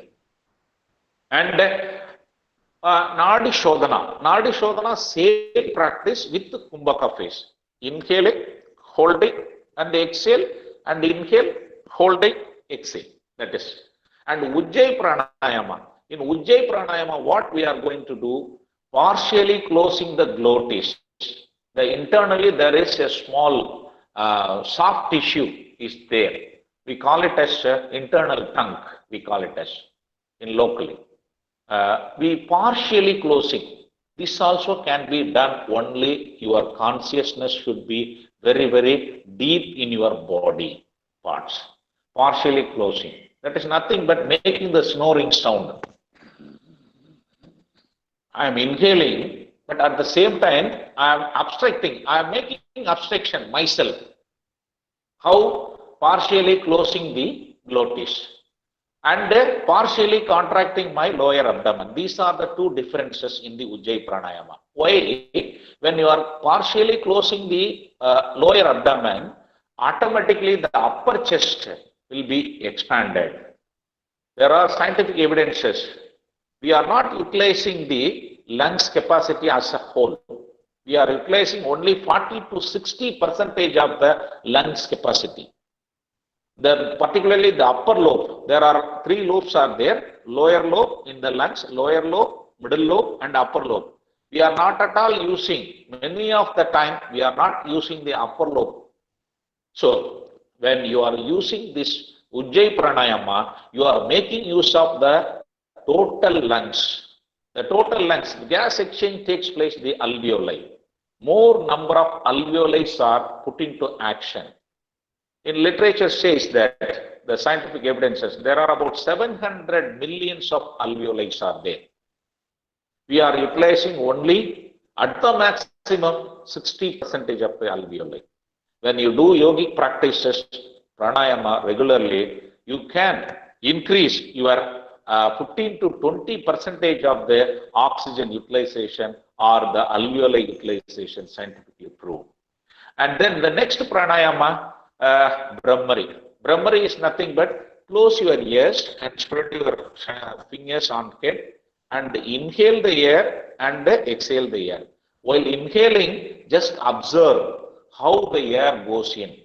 Just it's a test for you. You can, after the webinar, you sit comfortably and close your eyes and just close your eyes and slowly inhale and watch the sound. What sound you are observing when the air passes through the trachea. There is an enormous sound. When the air passes through the tunnel, you will make a sound. That sound you can feel. These are all the synchronization of body and mind. Next slide, please. Sir, sorry, sir. Yeah. You will take another 2 or 3 minutes, sir. Yeah. Okay. Next slide, please. Sitali and Sitkari is tongue. You are inhaling the air through tongue. And Sitali, hold the tongue and inhaling. That is the saliva. The air passes through the saliva. It will increase the immunity power. Next slide. Meditation technique. Next slide. Yeah. This is called Omkar meditation. This is, I'm not going to the spiritual aspect. I am going to say the scientific aspect. How it should be done. It's also a very simple technique.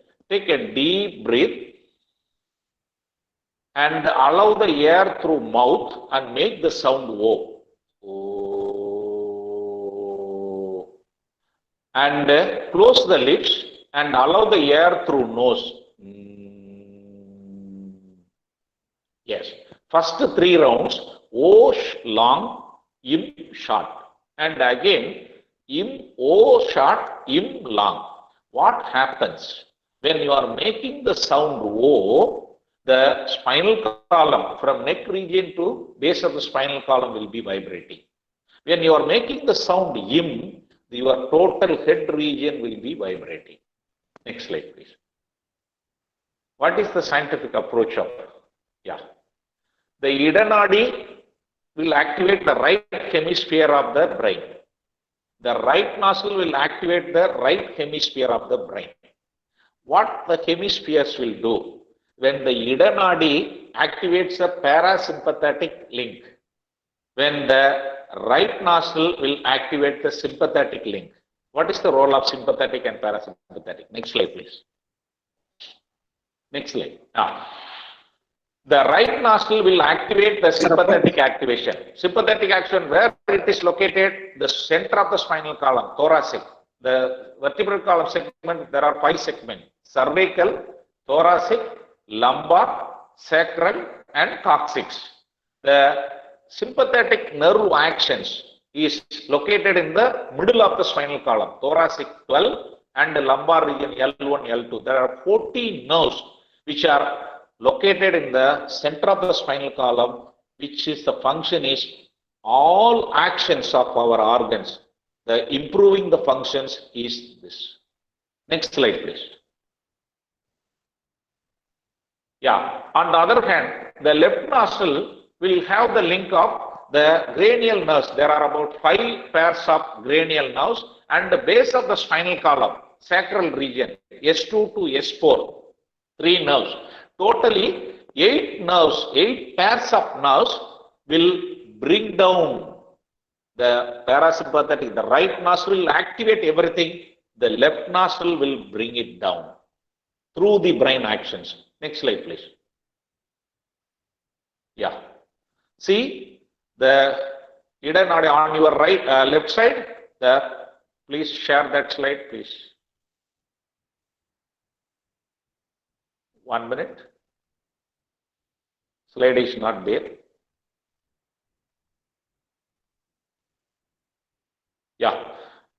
Slide, you change that slide. Okay. The parasympathetic, sympathetic will activate everything. The parasympathetic will bring it down. When you do asanas, when you do pranayama, when you do the meditation, your total body functions. All the organs are interlinked with the sympathetic and parasympathetic. Your total body functions will be, bring it to the homeostasis. Yes.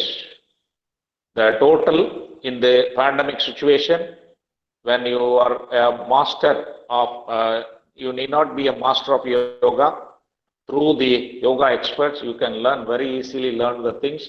The simple asanas, pranayama and meditation techniques for about 45 minutes to 1 hour. If you do it regularly, you can improve the balancing power, flexibility, the mental stability, as well as the immunity power, as well as the total body functions of homeostasis will be established in your body. This is the need of the hour also. Thank you very much for all the listeners. Once again, I express my sincere thanks and gratitude to our Honorable Vice Chancellor, sir, and the dynamic organizer, Dr. Ravi Kumar, sir, for giving me this opportunity. Thank you, one and all. Thank you. Be safe in your home. We improve your immunity and we can win over the corona in the very soon. Thank you. Okay. Wish you all the best, all of you. Over to Ravi Kumar, sir, for further proceedings. Okay.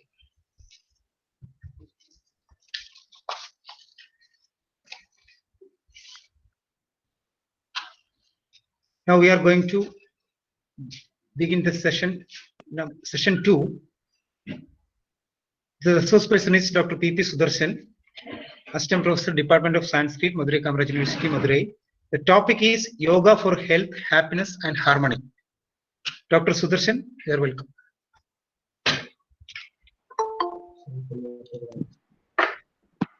Very good morning to one and all present here.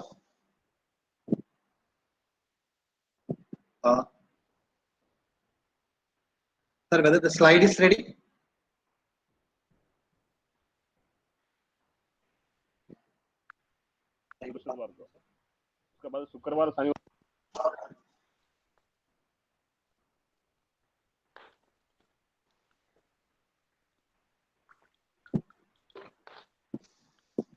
Sir, slide ready irukka sir?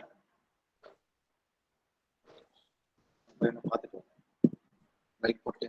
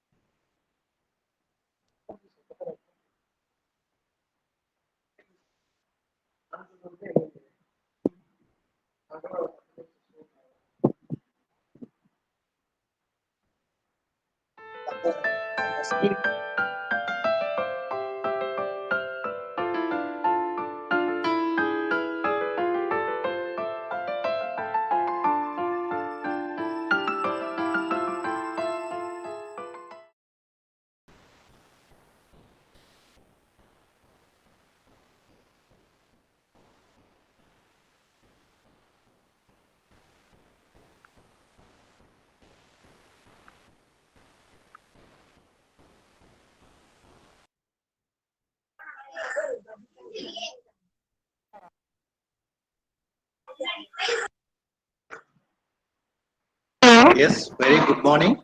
Very good morning to one and all. Thanks for this opportunity given to me, Dr. Ravi Kumar sir. This is a platform to share my thought and experiences with yoga.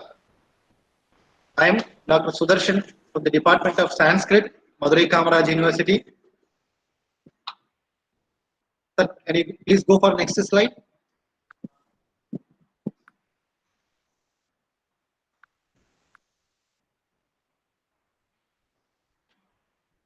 Yes, sir. Next slide. Yes, my topic is on yoga for health, happiness, and harmony. Now, let me clear this point that focus of this session, what we are going to learn by this session, or what I am going to share my thoughts on this session. First thing, how to understand some tenets, not all tenets, some tenets of Ashtanga Yoga and then apply. For what purpose? Purpose is that for health, happiness, and harmony. Why I am minimizing or channelizing this thing means yoga literature is vast. Within this stipulated time, we can't complete a complete tenet also. Even we can't complete a single tenet of yoga. But even then, it is my aim to do some understanding to lead a healthy, happier, harmonious life. And now, as far as yoga literature is concerned, the magnum opus of yoga philosophy is Eightfold Way of Yoga. That is Ashtanga Yoga.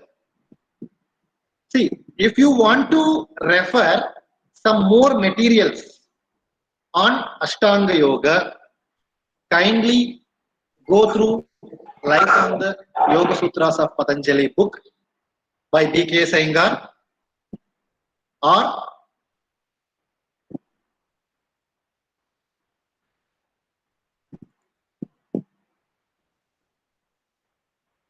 sir, slide is not visible.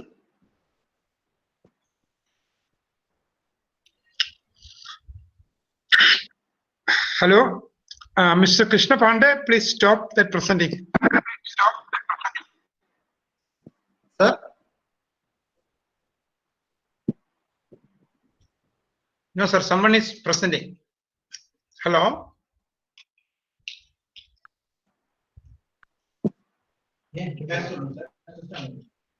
Remove control.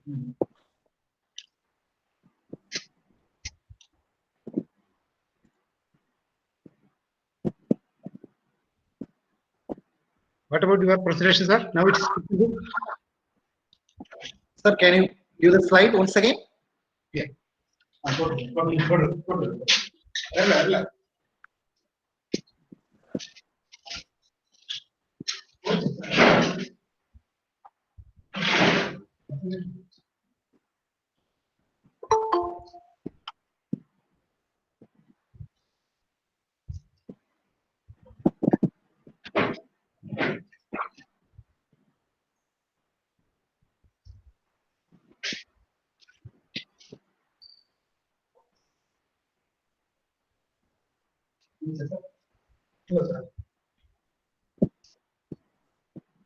Yes, thank you, sir.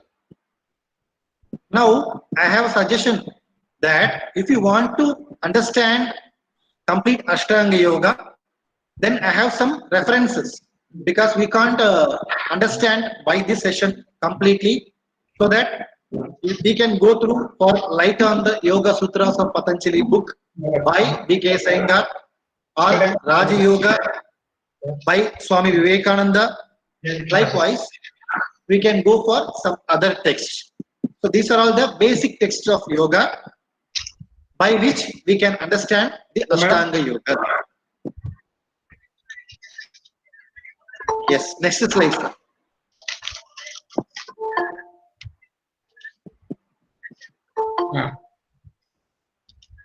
Hello, madam. I am Jidesh. Yes, see, when we talk about yoga, we have to understand what is the origin, where is the origin. Though yoga has origin from the Vedic time, the Patanjali is the first person who systematically expounded that in a yoga system, as a system. His work, see, as far as researchers are concerned, till date, Yoga Sutra of Patanjali is the first and foremost available work on yoga, complete work on yoga. This date may be before 2nd century BCE. Of course, whenever date comes, there are many interpretations are going on. But anyway, we can say definitely he's BCE. Now can we see what is the literal meaning of yoga before going for this presentation? The yoga, the word is a Sanskrit word which literally means union, association, meditation, etc. See, I'm giving the word etc. It has many more meanings. And main thing, now, according to our perspective, that is yoga perspective, what is the meaning of yoga? Means the previous slides. Please, previous slides. Previous slide now. Yes, yes, sir. Thank you, thank you. So now, according to this perspective, what is yoga?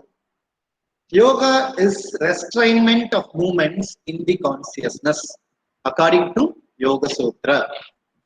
That is why, see, when the word yoga has many meaning, n number of meanings, you can say, because many meanings are there.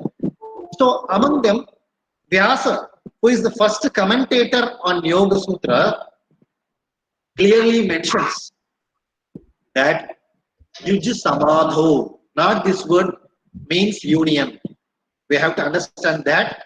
See, the word yoga does not mean union as far as Raja Yoga of Patanjali is concerned. We have to understand this basic difference. Right?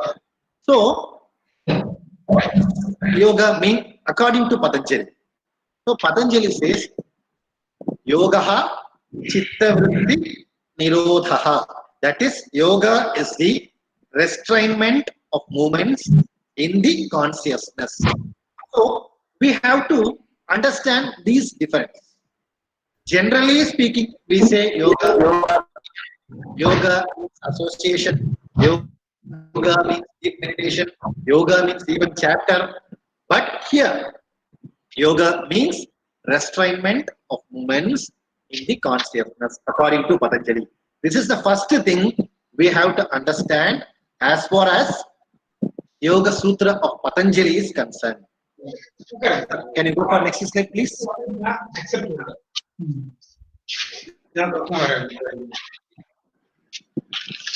Yes, of course. See, today also our respected speaker before me, Dr. Chandrasekharan sir, discussed about this health, harmony, happiness. So once again, I don't want to get into these things because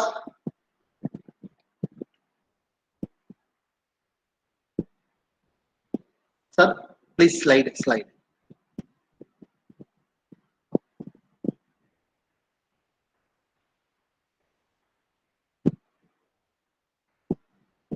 Sir, slide is not visible, sir. Please.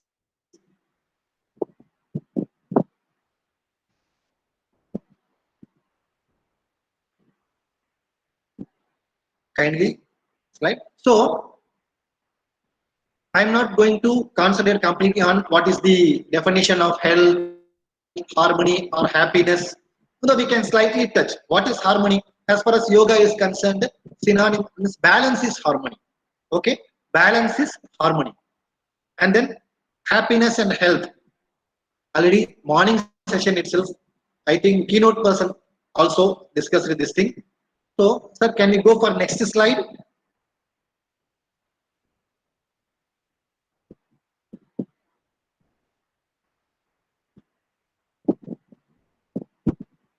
Sir, slide is, yes, thank you.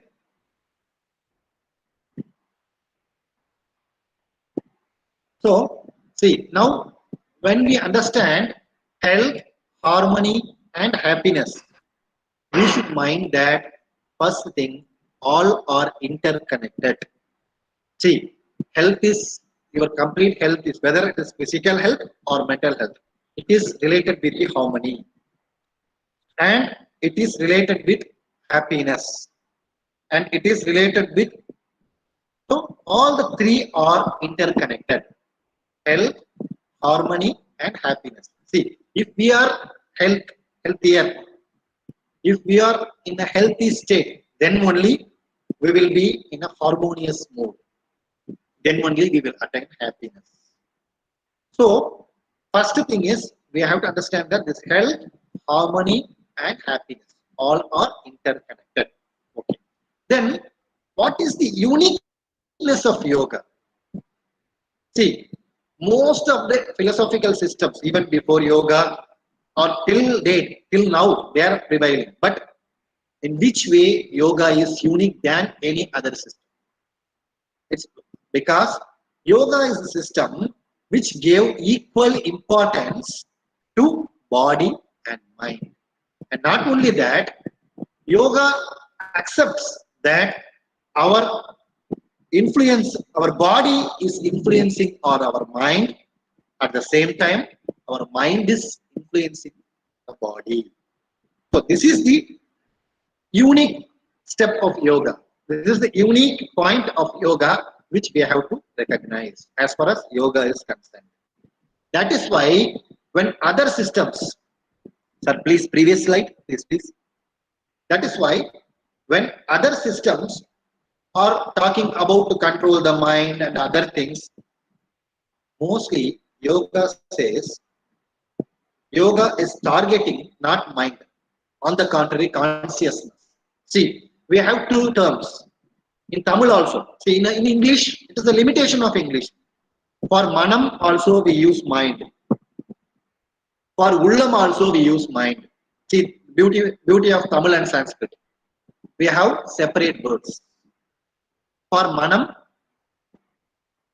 manas is a Sanskrit word, and chitta is a Sanskrit word, represents our consciousness. So, sir, once again, slide is not.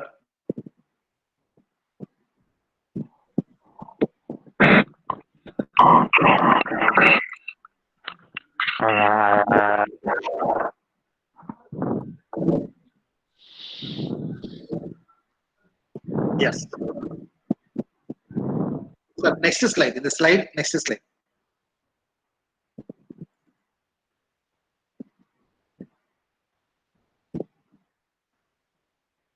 Next slide, sir, please. Yes, please. So, as we discussed earlier, sir, previous slide.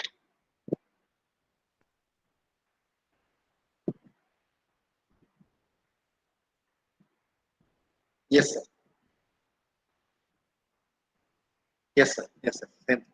So, as we discussed earlier, this body and mind, both are interrelated. See, simply, we can take an example.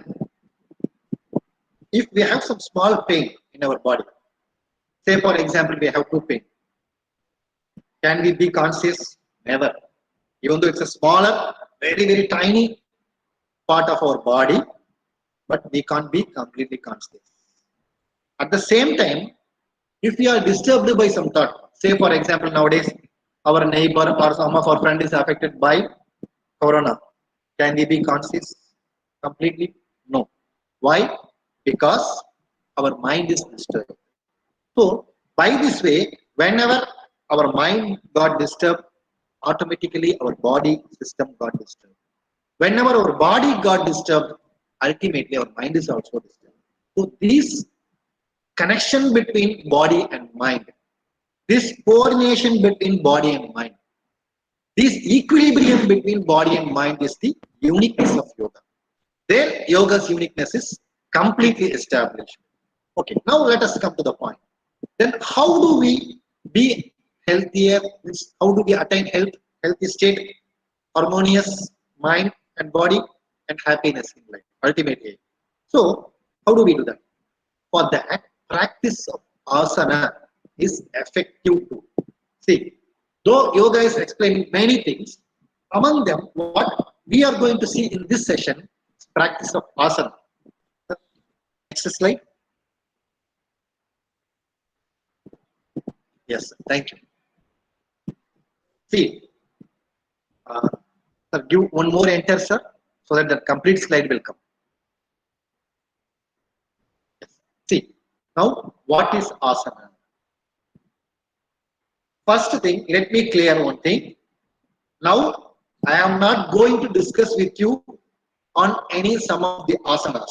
On the contrary, I am going to present that how should we understand asana and apply in our day-to-day life to attain health, happy, and harmony. Right?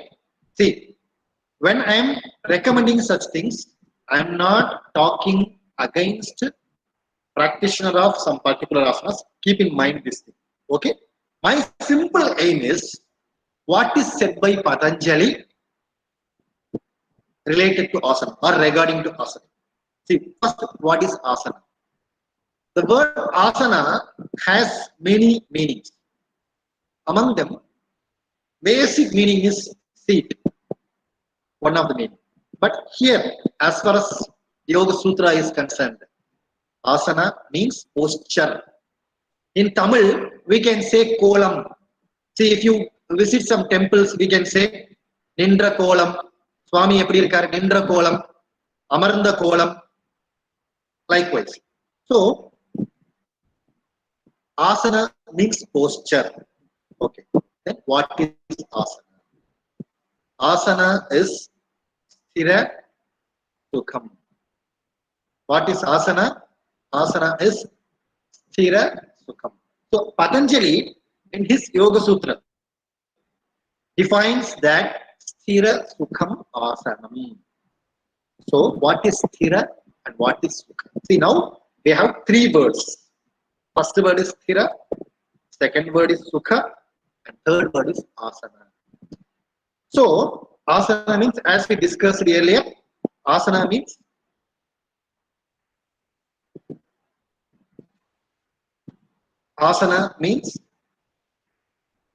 once again the slide is not in center. Sir, some other is coming. Hello? Sir, once again, slide is not in the center, sir.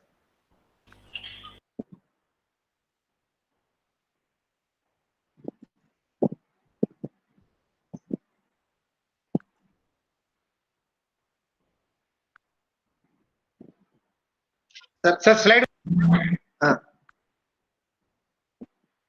Now it is visible, sir. Okay. Sir, previous slide, please. That sthira sukham asana. Previous slide, please. Yes. So, yes. So, three words. First word is sthira, then second word is sukha, and third word is asana. So, the word asana means, as we discussed earlier, posture. The posture which gives you sthira and sukha is asana. Simple. Which posture gives you sthira? What is sthira? Firmness, stability. Okay. Sthira means firmness. So the posture which gives sthira, that is firmness. Second thing, sukha. At the same time, it must give comfortability also. Sukha means comfortability or pleasantness. Right? So the posture which gives stability, firmness and comfortability. Firmness and comfortability is asana. So what does it mean? See, it never means that whatever asanas are practiced by the practitioners of nowadays are only asanas. Now you can also invent your own asana, which is comfortable for you, which is firm for you. Here only two conditions. The first condition is sthira and second condition is sukha. So whichever posture gives this sthira. Here we have to understand one point. What is sthira? We have to understand one point. What is sthira? Sthira means stability. Means our spinal cord must not bend. So, okay, that is the parameter for sthira. You may ask, sir, what is the parameter for sthira? How can I say that I am firm or I am stable? Simple thing is, we must not bend our spinal cord. So that is sthira. Then second thing, sukha. At the same time, too much stretching or too much uncomfortability must not be there in that posture. Whichever posture. Okay. So whichever position or posture gives you firmness as well as stability or comfortability. So firmness and comfortability is asana. That is sthira. Sir, can you go for next slide?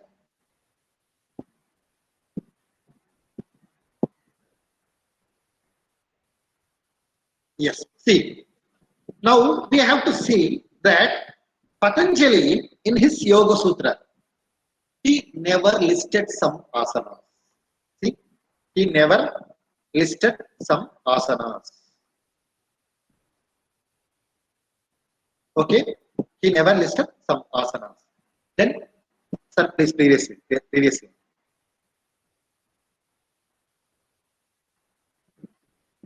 Sir, previously. Yes, please. So he never listed some asanas. He said sthira sukham asana. Then when the asana got development, scholars after Patanjali, means who have all commented on Patanjali's Yoga Sutra, they have started listing some postures.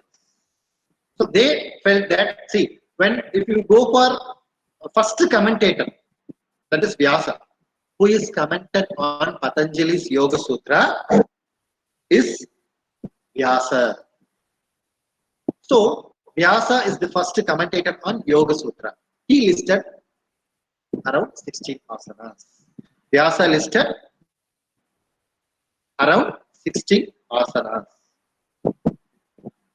So it means the concept of asana is gradually developed. When Patanjali says sthira sukha asana, then Vyasa gave the list of 16 asanas, which he felt that some 16 postures were giving firmness and stability. So he listed 16 asanas. After Vyasa, Bhoja, and many other scholars, they have started enriching the numbers by way of discovering some new asanas. So by this way, today we have more than 2,200 asanas. Okay, so this concept of asana developed gradually. And see the wonderful state here that nowadays many people are considering, whenever we utter the word yoga itself, they are understanding asana. See that much. Even though in the Yoga Sutra of Patanjali, which has 196 sutras, aphorisms. In the 196 aphorisms, Patanjali directly mention asana only on two aphorisms. And in one or two words. It means, see, how the asana system got developed. That's the beauty of the commentators. See, main thing, see the wonderful insight of commentators. They thought that, yes, Patanjali defined the asana. Now we can give some asanas names, some type, so that the public will be, the practitioners, the readers, the researchers will be benefited. Instead of inventing or discovering new things, they can easily practice this asana for this benefit, right? So, according to my presentation, I am saying, see, I am going to the core of Patanjali's teaching. Okay, so, can you go for next slide, sir, please? Yes. See, now, how to understand and apply the asana. See, this is much more important. Many people nowadays say that, sir, early morning I don't have time, evening I don't have time because of my work culture, because of my work nature, okay, and I don't have time. Most of the times the yoga practitioners are saying that in the empty stomach only asanas must be practiced. Yes, it is true. Then what is the alternate? So now I am suggesting this thing as alternate, and if you feel comfortable with this method, you can go, you can take it as core method also. See, now we can divide, say how many positions are possible broadly for the human being. It is one is standing position, right? Either, see, when standing position means I am including walking also, walking or running, all are in standing position, okay, and then sitting position, and then third one is lying position, whether we are for resting or we are for sleep, anything. So lying position.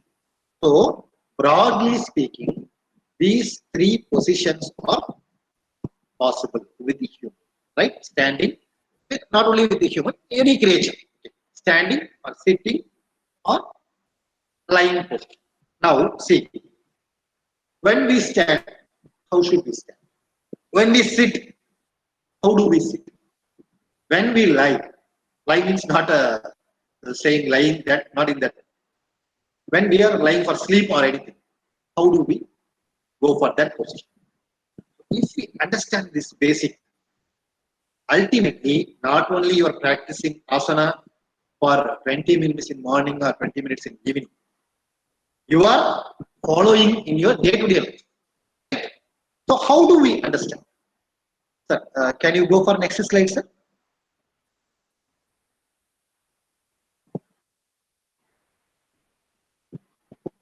Can we go for next slide, sir?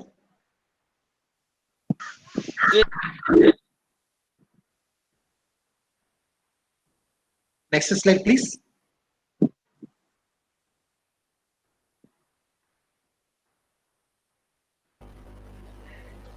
Sir, next slide. Sir, please continue your slide. We can see through mail.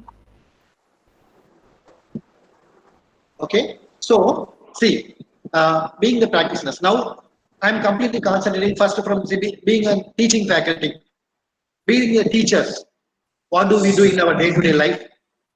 We are 5 hours minimum standing or 3 hours minimum standing, right? When we stand, how do we stand? How should we stand? So we have to understand this gap. How do we stand? How should we stand? Right? First, see, when you stand, whether teachers or students or any other workers, see, in frontline workers nowadays, even if you know the COVID time, most of the frontline workers, they are completely standing. So how do we stand?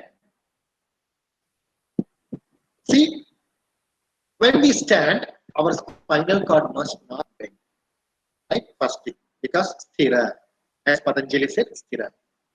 Then stand in a stand at ease position. See, when you are NCC cops and scout guides and others, they know. We say attention, stand at ease. Sir, once again, slide is not coming, sir, please. So attention and stand at ease. Right? Likewise, when we stand, be attentive and be firm. Right? Don't bend your spine first. Then your legs must not be very much closed. Some gap must be there between both the legs, so that you feel some comfort. Not too much gap. Say for example, some 5 to 10 centimeters, maximum some 15 centimeters. That's it. Okay, 15 to 20 centimeters maximum. So if you stand like that, then ultimately you feel some comfortability. See, position may change person to person. They must understand this before practicing such things. See, some position will give comfortability to one person. Some slight difference will be giving comfortability to other. Okay, this is the thing, main thing. So we should understand this, right?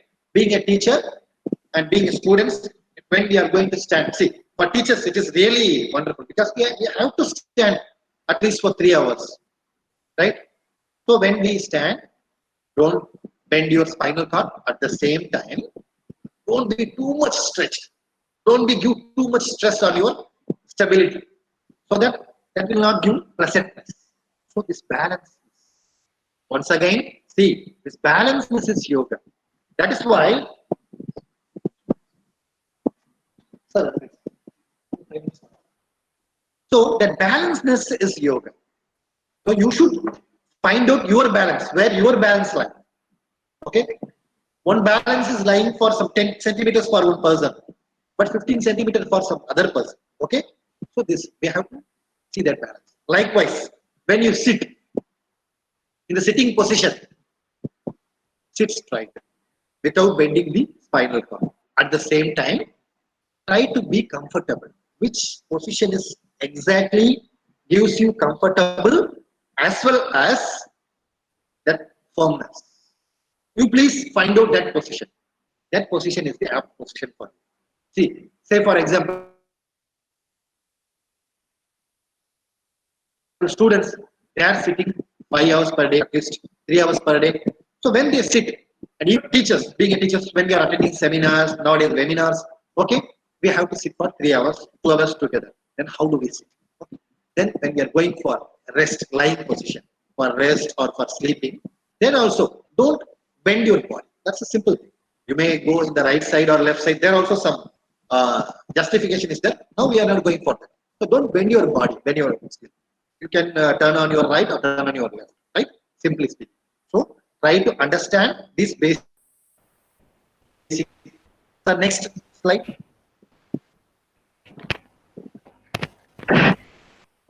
Yes. See, after attaining, see now if you follow the asana as we discussed earlier, what is happening? Ultimately, you are practicing yoga for 3 to 4 hours.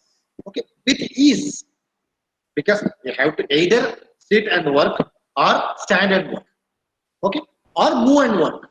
At all the times we can follow. Awesome. So this is the right way of understanding the asana, so that ultimately, if you practice like this for 3 hours, 4 hours per day, without practicing, without giving some separate time for that, your body automatically gets balanced. From that, your mind gets pleasantness. So your body and mind will be in a tuning, equilibrium. That is why the equilibrium word is much more important in yoga. That's why even in Bhagavad Gita, Shri Krishna says, Samatvam Yoga Uchyate. That balancedness, that equilibrium is yoga. Right? So please understand this concept and apply when you are sitting. Okay? I hope this is not hard for anyone. See, if we are sitting for 3 hours, see, for example, we can at least practice for 1 hour. If you do like this, ultimately your body will be in healthier position. Your mind will be in healthier condition. From that, automatically you will get that harmony. Okay? So healthy, harmony, ultimately happiness. Right? Now, see some more tenets from Ashtanga Yoga. See, Ahimsa. Okay, now time is not permitting us. So I'm saying simple, some 2 or 3 words of Ahimsa. See, the main thing is, what is Ahimsa? We know, non-harming others by words or by action, right? But see, here we have to understand what is happening. Ahimsa is established. Our complete, our surrounding is changed. When you start practicing Ahimsa, ultimately, from us also, within us, some enmity thoughts will be there. That will go. That will ward off. At the same time, outside also that enmity. That's why, see, when we see in our ancient literatures, say for example, I'll give only one example from Sanskrit literature. In Sanskrit, Kadambari text is there. In that text, one beautiful explanation is coming. That one person is entering, see, that on hermitage where all the rishis are residing, the ashrama. So one explanation is coming on ashrama. There one beautiful scene is coming. That one small deer. Okay, deer is taking milk from lioness. See, one small deer is taking milk from lioness. Then what happened? In that complete area, the ahimsa is established. When complete area ahimsa is established, then ultimately the result will be like this. Even our genealogical enmity, usually lion will eat deer, but even that enmity will goes off. So this is the thing. Likewise, see nowadays also you may ask, sir, is this possible nowadays, sir? Nowadays also many, if you see Discovery channels, I have seen 2 or 3 persons who are living with 32 tigers in one house, one big house. One person is residing with 16 lions. So these are all the things possible because he established, right? Okay, sir, next slide, sir. Satya. That is now next slide is on Satya. That is truth. See, here also we have to understand from yogic perspective. How do we understand truth? Okay. See, you know about many things. Most of our literature, whether it is religious literature or didactical literature, emphasizes on truth. Then why should we utter truth? Why should we follow Satya? So when we lie, when we say some false, what's happened? Our mind and our body and our word, this equilibrium got disturbed. When we lie, see, I may say, I am the best person in this yoga. If I say like this, my mind knows that, no, not only you, many others are there. More than you, many people are there. Okay? So what happens when I say these words? What happens in my mind? So my mind knows the reality, but I am lying. I am saying, I am giving one false statement. So ultimately, this equilibrium got disturbed. That is creating some clutches in your body and your mind, your system. That is why the person who always open is healthier. Right? Next slide, sir. I'll finish within 5 minutes. Next slide. Yeah, Saucha. See, cleanliness. It is also one of the concept, one of the tenet in Ashtanga Yoga. Cleanliness. So internal cleanliness as well as external cleanliness. See, what is internal cleanliness? So internal cleanliness will relate on ahimsa and satya. If you practice ahimsa, satya, and so on, you are clean internally. And external, we know. So nowadays we are using sanitizer, hand wash, bathing, cleaning our body. All the things are coming under external cleanliness.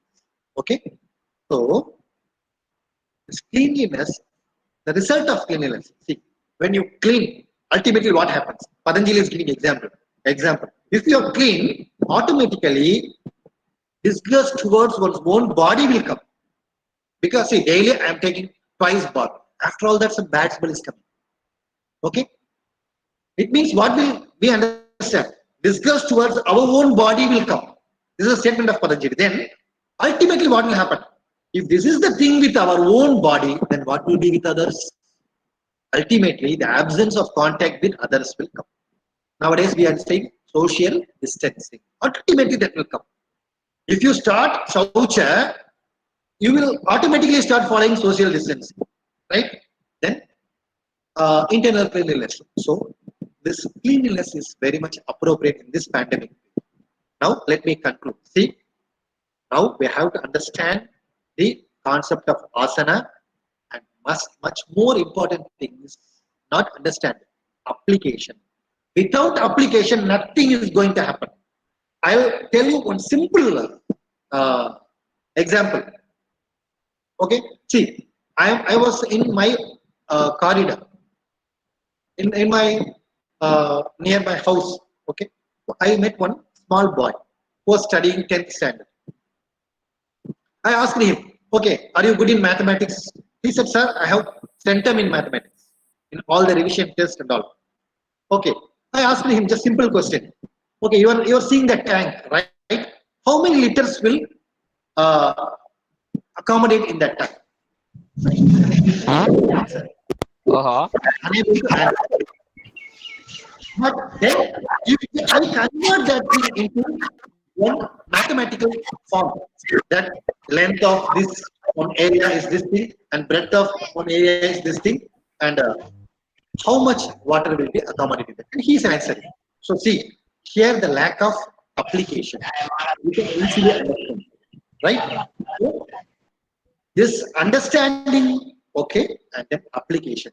So kindly, my request to all is go for application. What we discussed today, definitely it will give fruitfulness. So that the last slide. So that next, ultimately we will get balancedness, health, then harmony, ultimately happy. So kindly understand this thing and lead healthy life. Thank you. I personally thank Dr. Ravi Kumar sir who has given me this opportunity. I thank ICPR for this funding, and I have my wholehearted thanks to our Madurai Kamaraj University administration, our Vice Chancellor sir, our Registrar Madam, and other administrative persons. And then my special thanks to Dr. Jitesh sir who has arranging all these things in a perfect manner. Thank you, sir. Thank you, one and all. Thank you.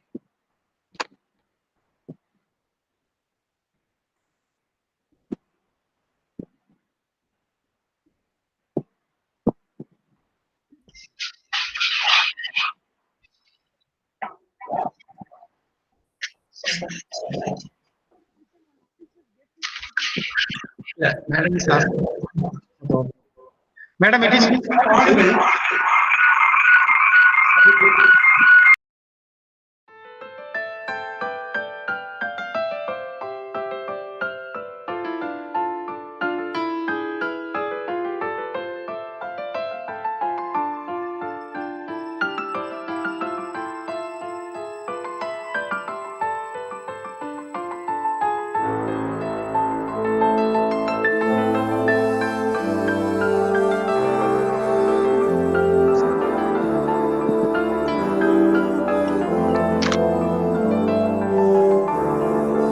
Next session.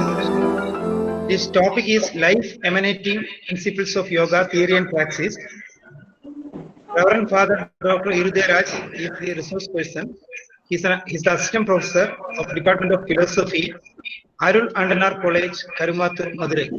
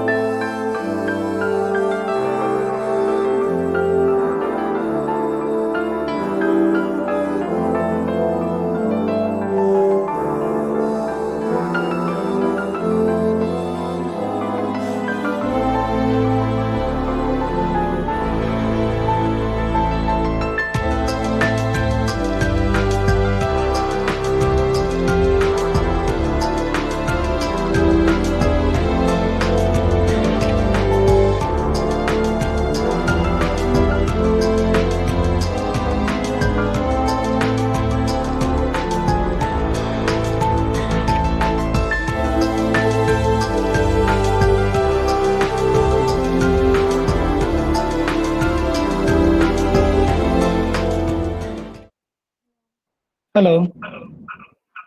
Sit. Sir.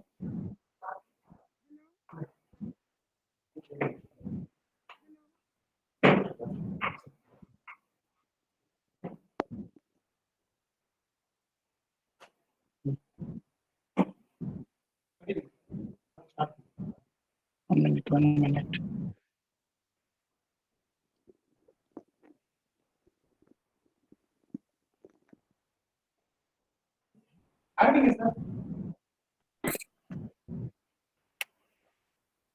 Hello.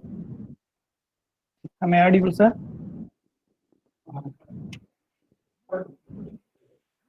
Most Honorable Professor Dr. M. Krishnan, the Vice Chancellor of Madurai Kamaraj University, respected Professor Dr. V. Alagrisamy, the Chairperson of School of Religions, Philosophy and Humanistic Thought, Madurai Kamaraj University, respected Professor Dr. K. Sambat Kumar, ICPR member, Professor Lakshmi Iyer, Professor Dr. Chandrasekharan, Dr. Sudarshan, Dr. E. Ravi Kumar, the convener, Professor and Head, Department of Saiva Siddhanta Philosophy, learned faculty members, all the participants of this webinar. A pleasant good morning to all of you. At the outset, I would like to thank Dr. E. Ravi Kumar for having given me the wonderful opportunity. The title of the paper is Life Emanating Principles of Yoga, Theory and Praxis. What is life? The basic question arises in our mind. What is life? And what is the desired goal of life for every human being? What are the obstacles to obtain the desired goal of life? How could one attain a desired goal? When you ask all these questions, then we need to answer the following questions. What is yoga? Why should we learn yoga? What are the aims and objectives of yoga? And what are the benefits of yoga? And what is the final destiny of yoga and yogi? What is the definition of life? Psychologically, life is defined as any system capable of performing basic functions such as eating, metabolizing, excreting, breathing, moving, growing, reproducing, and responding to external stimuli. Sociologically, it is a manner of living that every individual in a group. Medically, life means the period between birth and death. Spiritually, life is connected with the human spirit and the divine spirit rather than the body of physical things. But philosophically, life is an overall vision or attitude or purpose or goal of one's existence. What is the goal or purpose of human life? Everybody longs for happiness. Everybody wants to attain joy. Everybody wants to attain bliss. Happiness comes when we are benevolent to others. Joy, it is coming from within. And bliss, when we are able to relate with God, then we attain bliss. In different religions, they call in different names. In some religions, they say salvation, and some religions, they say liberation, and some religions, they say nirvana. But here in yoga, we call attainment of samadhi. What are the obstacles to obtain the happiness of life or the attainment of bliss in human life? Everybody wants to be happy. And the methodology or the belief system of people is, people believe that if we have to attain happiness, then we have to have honor. We have to have riches. We have to have power.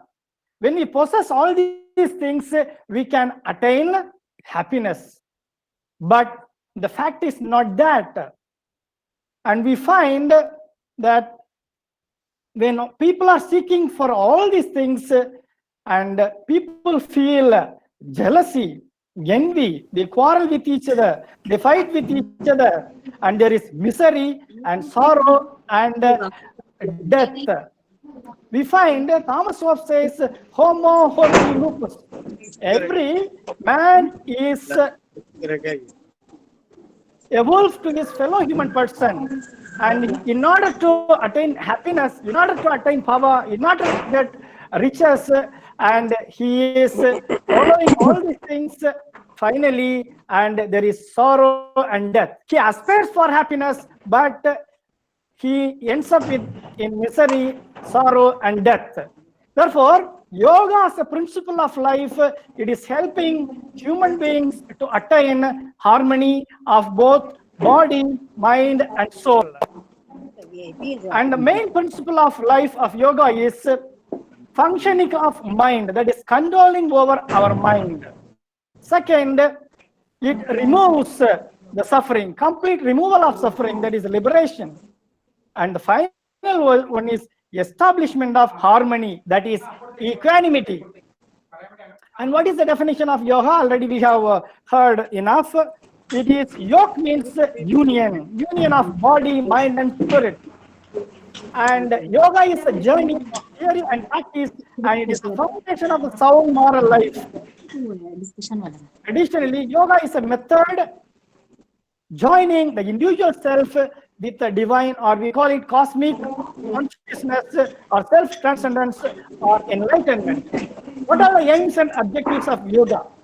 The aim of yoga is to gain total control of oneself and to calm the mind. Second, removal of your ego and negativity. And third, removal of pain and distress. And it is a way of life that leads to humility, grace, kindness, breath, honoring your body, hope, change, and stillness. And practice of yoga will lead you to a sense of peace and well-being. So attainment of the samadhi stage that will lead to self-realization. 4 ways to attain self-realization. We have 4 paths, that is the path of knowledge, that is jnana marga, the path of selflessness, karma marga, the path of love and devotion, bhakti marga, the path of self-control, that is yoga marga. So all these things will lead towards the total oneness. So today we concentrate on yoga marga, the path of self-realization or path of self-relation. What are the different types of yoga? The first one is Raja Yoga, that is liberation through meditation. Second, Hatha Yoga, the liberation through physical transformation. And the third, Jnana Yoga, liberation through wisdom. And the fourth, Karma Yoga, self-transcending service, relinquishing the ego. And the fifth, Bhakti Yoga, liberation through self-surrender. And the sixth, Tantra Yoga, liberation through ritual, subtle energy. And seventh one is Mantra Yoga, that is liberation through the repetition of empowered sounds such as Om, Ram, Hare Krishna, Hare Ram. These kind of sounds that will empower oneself towards liberation. So the ultimate aim is to obtain self-realization and liberation. Ashtanga Yoga. So Ashtanga Yoga, we find it is an inspiration and guidance to live a balanced and ethical life. And in this particular talk, we will be concentrating on Ashtanga Yoga that guides to self-realization or samadhi.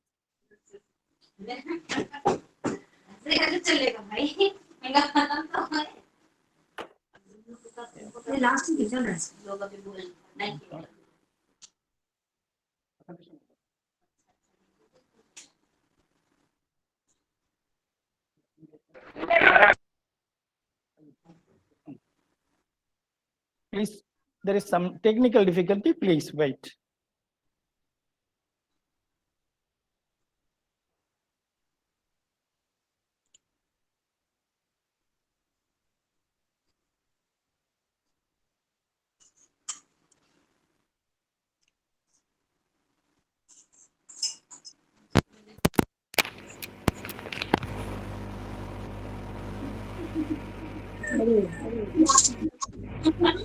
कोई देखता नहीं है सब बस ये कि आप उसमें नहीं Hello. Hello. Please wait. Please wait. तभी आपका सबमिट होगा नहीं तो नहीं होगा Put on mute.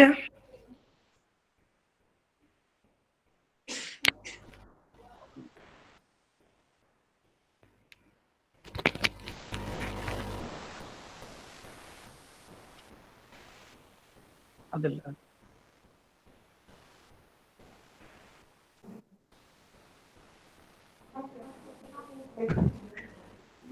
My dear audience, and a respected man, am I audible to you? Am I audible to you? Yeah, there is a special guest from Mauritius who would like to say thanks to Professor Krishnan, Vice Chancellor, and also kindly keep mute all of you.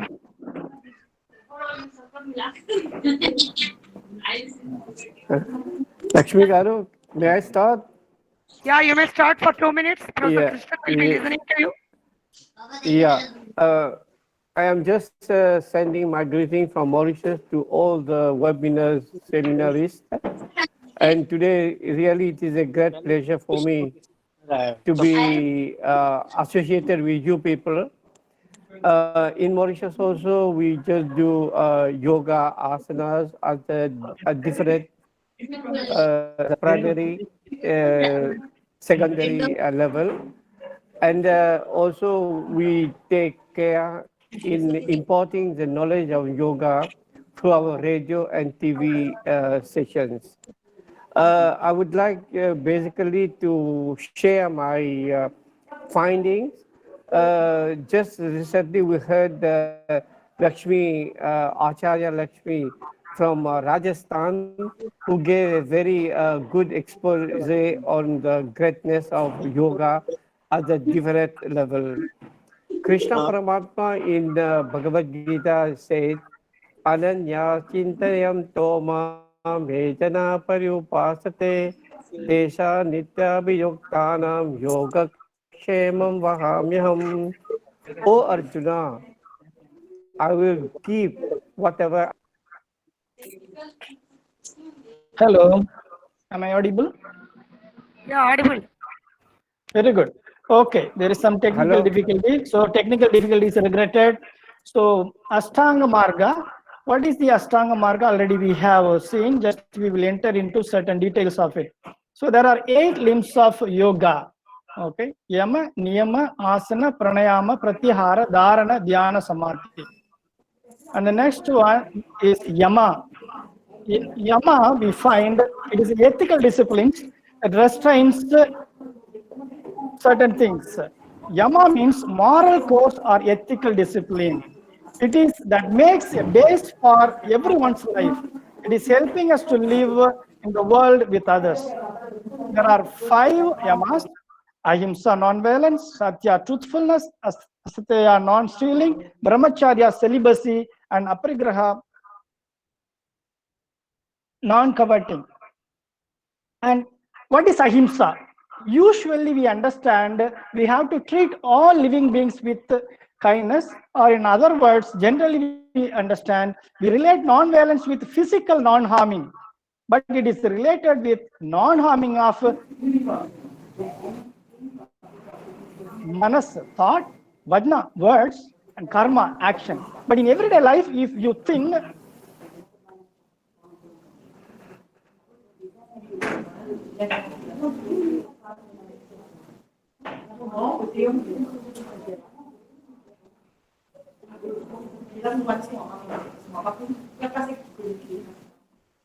Hello, may I continue? Hello.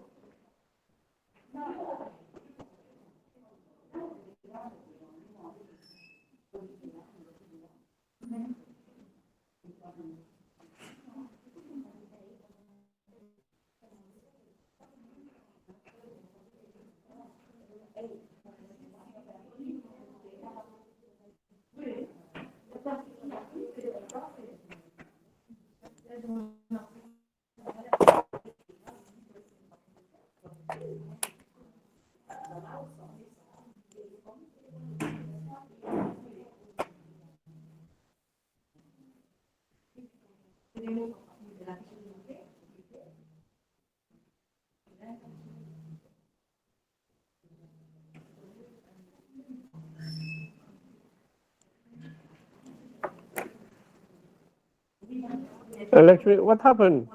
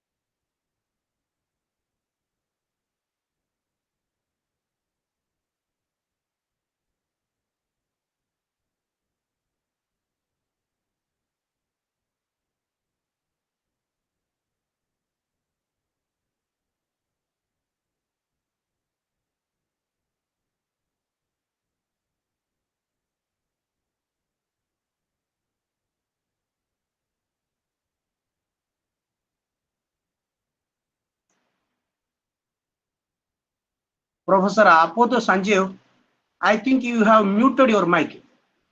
Can you please unmute your mic so that your audible will be available for us?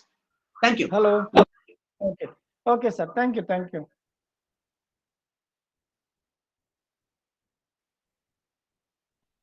Okay. Shall I proceed from ahimsa or hello? Am I audible? Okay. Ahimsa usually we understand means treat all living beings with kindness. Let thinking be not harming in thought, words, and in action. But in everyday life, if we think negatively, if we speak negatively, if we do something negatively, it affects not only the human beings, but also it affects the flowers, plants, animals, and the entire creation. So apply non-violence in totality, not to hurt human beings, animals, and not to cut trees, pluck flowers, and even not to hurt stone. So one has to follow that kind of super sensitivity in the society and the world. Next one is Satya. Satya means not telling lies.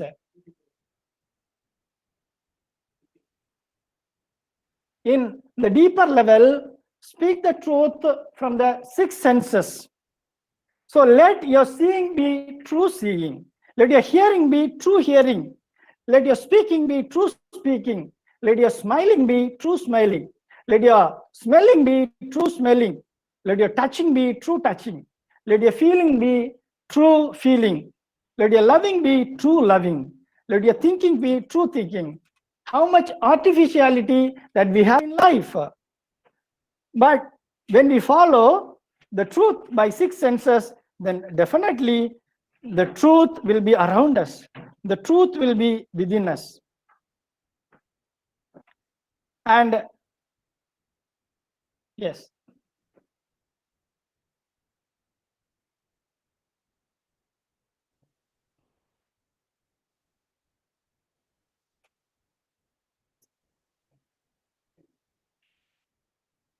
The next one is asteya, not stealing. Usually, non-stealing means it is connected with that taking away things from others, property, or from others secretly.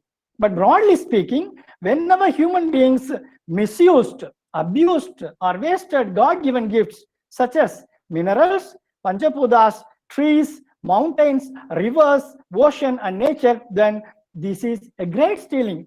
Because of this, our future generation will suffer due to our greediness, our carelessness, our arrogance, etc. If we waste, we have got good air from nature for breathing. We have to breathe well. If we waste our breathing by negativity, by speaking unnecessary things, gossiping, anger, and jealousy, then that is a great stealing. Next one is brahmacharya. Brahmacharya, usually we understand total prohibition of sexual activity. But the later understanding, it is changed. It is fidelity, constancy, and having honest, open relationship with one's partner in marital life, faithfulness to God for priests, monks in celibate life, directing all the life-giving, creative energy for the well-being of humanity and harmony of whole creation, that is celibacy. Next one is aparigraha, non-coveting. So this means non-possessiveness and non-greediness. And we have to understand, generally human beings desires seeks for coveting the things what others have. Some people say stolen mango will always be tasty. The most dangerous greediness in the world is the idea of I, me, mine. This will lead to possessive attitude and tendencies of my friends, my books, my property, my land, my mountain, my trees, etc. When one is able to give up this clinginess to objects by self-realization, then people will not have misery in life. So work on this discipline before entering into yoga.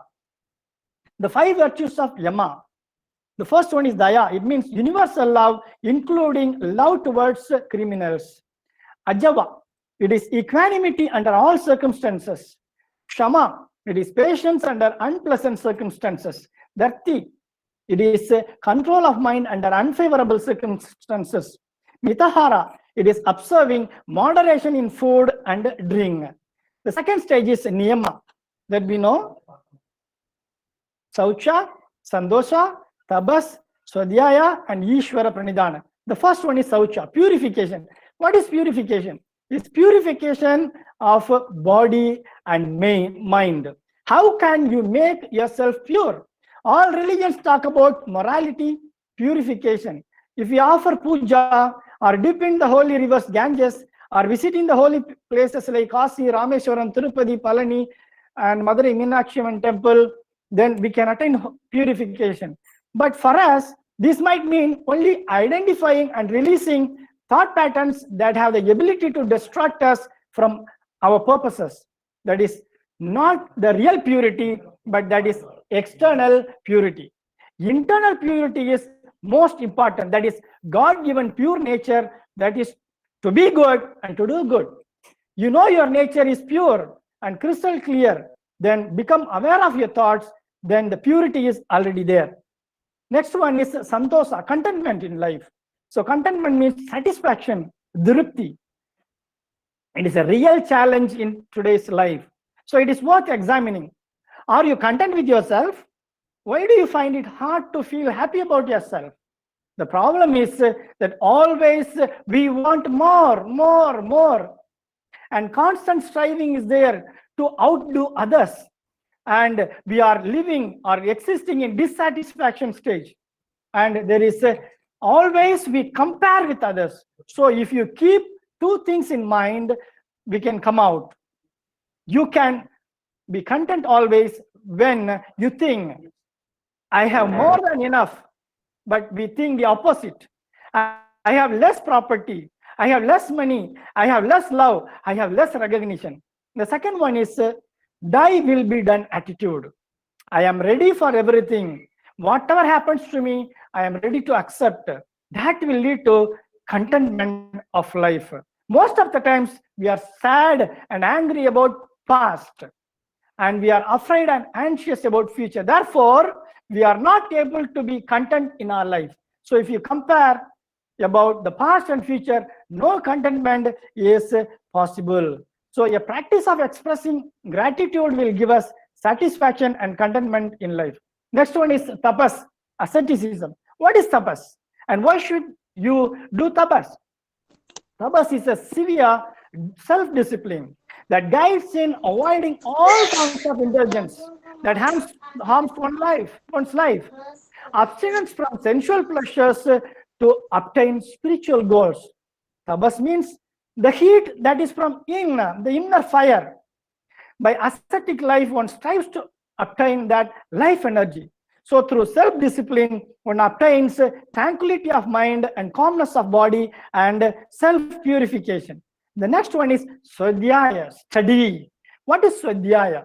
Why it is important? Swadhyaya is, it is translated as self-study of mantras or memorization and repetition of sacred prayers and mantras of Hinduism. But in modern times, it is not learning about culture, knowledge from books, but not from chanting mantras, but it is introspection of the life experience and the lessons learned from them. So when without self-study, one cannot enter into oneself, because the most toughest journey in life is the journey within you. It will persuade you to do the benevolent activities, and it will warn you to avoid the unnecessary activities. Then comes Ishvara Pranidhana, that is self-surrender. So what is Ishvara Pranidhana? It is surrendering oneself to the lotus feet of the Lord and allowing him to take control over our lives. The Guru guides the student towards the attainment of harmony of mind, body, and spirit. The student finally becomes like a flickering candlelight or a ever-running stream. So he attempts to live in deep harmony with the whole of the universe. Then comes asana, that is posture. Already we have seen enough about that. Just I will try to quit only one or two things I want to say. So by asana, You increase the capacity of sitting in any comfortable posture for a longer time. That is. Next one, the maintenance of a position without any type of physical stress or strain. That will help us to do the meditation better. And the classification asanas that we have already seen, it is forward, backward, lateral, twisting and stretching and balancing asanas that are there. And kind of asanas, there are so many asanas, Siddhasana, Vajrasana, and we have Muktasana, Guptasana, and so many asanas are there. Batmasana, Virasana, Bhushangasana, Salabhasana, Yoga-matrasana, Sarvangasana, Halasana, all these things are there. So when we are doing these asanas, and we get fourfold effects of asanas. One is physical effect, the flexibility of body and strength. Second, therapeutic effect that removes diseases and purifies the body. The third, mental effect that makes our body mind stable and gives pleasurable feeling. And the next one is spiritual effect, that is always it helps us uninterrupted contemplation upon the soul and the detachment from the worldly objects, and finally the realization of one's own self. Next one is pranayama, that is breath control or breath regulation. So already we have seen about lot about pranayama, and there are different things, but we have to look at one or 2 points. When you practice pranayama, you are working on your mind, your relaxation, your silence, that develops harmony between physiological functions and psychological functions. That leads to dharana, that is dharana, then dhyana. Methods of pranayama, already we have seen Puraka, inhalation, Kumbhaka, retention, and Rakshaka, that is exhalation. And there are 5 types of prana that is responsible in the right body from digestion to creative thinking. The names, location in the body, and functions. Prana, nose to chest. Then function is breathing in or to bring any happening to living beings. Second, samana, upper abdomen, then above navel region, that is assimilation or equalizing force. Next one is vyana, whole body, that is transporting. The air is transporting throughout the body, circulating throughout the body. Next one is apana, that is lower abdomen below umbilicus to pelvic cavity. Cavity, that is elimination and excretion of toxin and the waste. And the final one is udana, head and neck region, and expression, and it is used for expression and communication. And the effects of prana, there are a lot of effects are there. Maybe 1 or 2 things I would like to suggest. And removes stomach worms, and it is a good answer for sinus problems. It destroys kapha problems, and it generates heat and purify the energy. It gives joy, and finally tranquility of mind. The 5th one is pratyahara, that is withdrawal of senses. First of all, reflect and locate. Where are your energies scattered in the world? Where are you? Where are your senses? What are your senses are busy with? Where are they wandering? So, isolating consciousness from distractions of sounds, sights, smells, you have to pass through without capturing our attention. So, withdraw all your energies from outside, all your senses from outside, and bring back to yourself. We have to go beyond the body only, then only there. We have to go beyond the body only. Then there are senses. Beyond the senses only, there is mind. Beyond the mind, there is soul. And there is something beyond the soul. You have to find out that. This would lead to dharana, that is concentration. Next one is dharana. Dharana is the first stage in the inner journey towards the freedom and suffering. Dharana means concentration that is focusing on one point, the navel point, or the nose, tip of the nose, or flame, or an image in their mind. This leads to dhyana, that is meditation. Dhyana. In this stage, there is more happenings, not doings, no physical activity. So there is more happenings and not doing. So whatever is happening in you, just you forget and you are flowing into that, and that will become your meditation. The practitioner meditates on a single object of their attention to the exclusion of all others. If you are cooking, your mind is totally there. You are cooking only. If you are reading, your mind is there. You are reading, only reading. If you are listening, then you are listening there 100%. If you are playing fully. If you are praying fully. So your mind is totally there in dhyana. That is the total 100% commitment, 100% concentration. So the attention is focused and there is no absent-mindedness. There is no partial concentration. There is no partial involvement, no half-heartedness in work. Dhyana is wholeheartedness and wholehearted and 100% involvement of oneself. When you go a little deeper into meditation, it leads to your self-consciousness or samadhi. The final stage is samadhi, that is pure contemplation. When dhyana is achieved, the practitioner enters into a state of samadhi in which they merge with the object of their meditation. Samadhi literally means putting down together, samadha. It means concentration, absorption, trance, ecstasis, total isolation of the self. It is an unbroken flow of thought on God and union with the divine or with the entire universe. So, samadhi means total awareness of the present moment, and we are in the state of equanimity. And there are two kinds of samadhi. One is samprajnata samadhi, and second one is asamprajnata samadhi. What is this samprajnata samadhi? That is samadhi with knowledge. The subject-object duality is there. Ego is still there. When I say gold and there is jewelry, when I have a bracelet, when I have ornaments, when I have rings, I say it is a ring. I say then it is a jewel. I say it is an anklet or bracelet. And I'm not able to look at the gold of it. I am only looking at the jewelry. So there is division, there is duality, subject-object duality is there. But in asamprajna samadhi, no subject-object duality is there. It becomes one. It is based on non-duality. You are not focusing on the ornaments, but you say, this is gold. So in that particular stage, ego vanishes and there is the state of Agam Brahmasmi or Tattvamasi. And the Samprajnata Samadhi, there are four types. One is Savitarka, that is experience with reasoning, deliberate concentration over physical items or God. Second, Savichara, experience with reflection, that is reflective.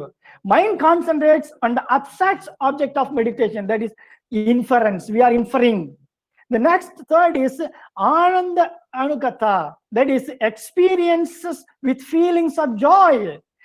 In this, we concentrate on the subtle object of mind. And the fourth one is Asmita Anugata, that is experiences with the sense of I. The subject of thought is I-ness. The first one is reasoning, experience with reasoning.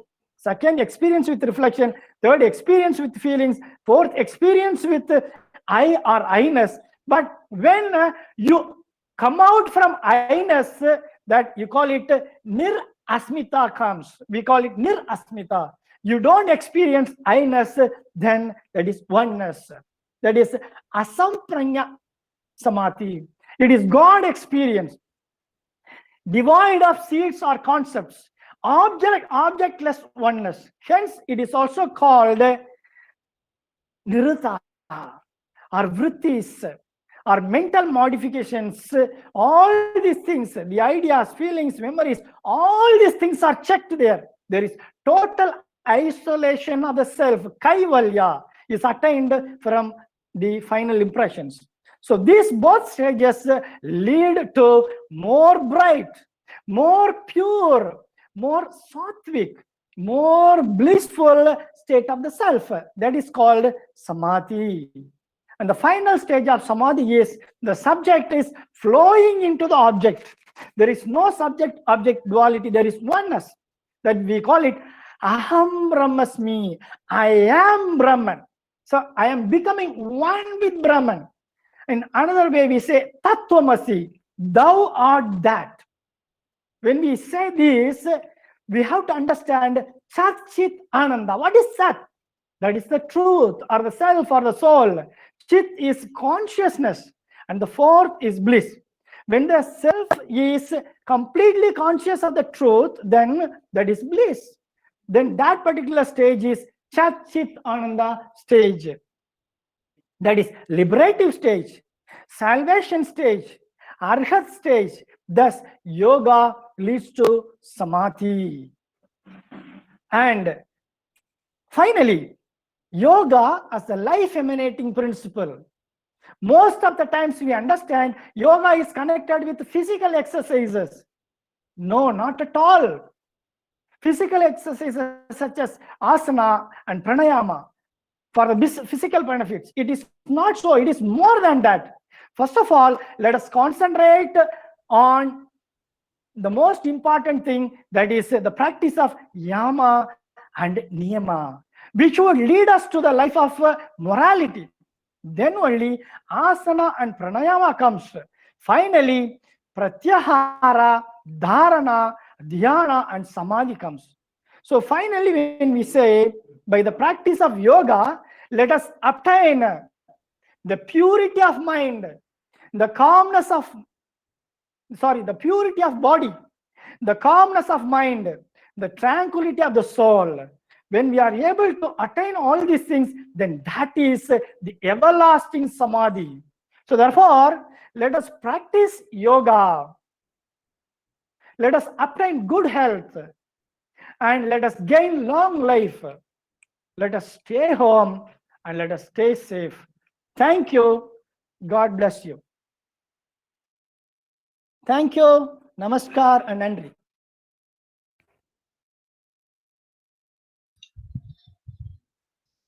Dear participants, due to some technical difficulties, Dr. K. Sambat Kumar couldn't join with us for facilitation. Definitely he will join with us now.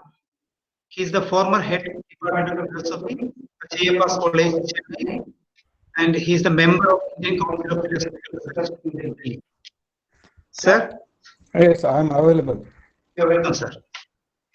Is it audible? Shall I? Hello? Shall I? Shall I go ahead? Okay, sir. Okay, sir. You can go ahead. Okay, thank you, thank you.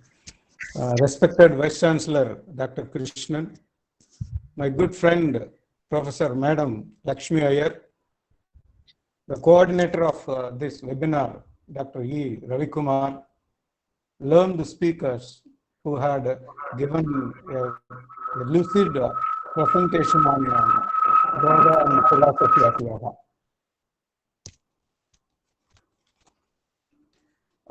Sorry, I should have given this felicitation earlier, but I think it is appropriate now. After at the end of the session, if we felicitate, that will be a proper thing. I hope so. It's better I have come late now. Before I congratulate Dr. E. Ravikumar and the authorities of Madurai Kamaraj University for having this webinar on International Yoga Day, a few words about yoga. Yoga, of course, as a philosophy, can be traced to early century of Common Era, that is some 350 to 450, with the Yoga Sutra compiled by Sri Patanjali, along with its Bhashya attributed to one Vyasa. From that period to the modern times, there is what we call yoga philosophy. Sankhya is another school which is a companion system of philosophy of yoga. Sankhya theorizes the philosophy of yoga, whereas Patanjali goes further in order to explore the empirical techniques and strategies. Vyasa Bhashya of Yoga Sutra identifies itself as an explication or explanation of Sankhya. Yoga is present in Indian tradition as a practicable one, not only in Sanskrit text, but also every vernacular literature. It is a pan-Indian tradition. பாரதத்தின் முக்கிய நெறிகளான சித்தா நெறியிலும் யோகத்திற்கு முக்கியத்துவம் தரப்பட்டிருக்கிறது. You know well that. தமிழக சித்தர்கள் அனைவரும் யோகிகளே. சித்தர்கள் ஞானிகளாகவும் யோகிகளாகவும் இருந்தார்கள். தங்களின் பயிற்சியினால் பெற்ற அனுபவங்களை மக்களுக்கு புரியும்படி கூறி சமுதாயத்தை வழிநடத்தியவர்கள். சித்தர்களான திருமூலரும் அகத்தியரும் யோகத்தில் திளைத்தவர்களே. திருமந்திரம் ஒரு யோக நூலாகும். யோகம் புரியும் பொழுது உணர்வு மயமான சித்தத்தினை மூலாதாரத்தில் நிறுத்த வேண்டும் என்பது திருமூலரின் கோட்பாடு. So you find any vernacular literature throughout India about yoga. The tradition of Yoga Sutra related or it influenced other systems. Of course, vice versa, such as Buddhism, Jainism, and Vedanta. Even Yoga of Gita is influenced by this Patanjali Yoga tradition. There are many traditions, Saiva Vaishnava traditions, Siddha and Tantric Yoga traditions are also there. All these traditions use the term yoga for their system of practice. It is no doubt almost anything or everything related to spiritual practice becomes yoga. What is the ultimate goal that every system of Indian philosophy talks about?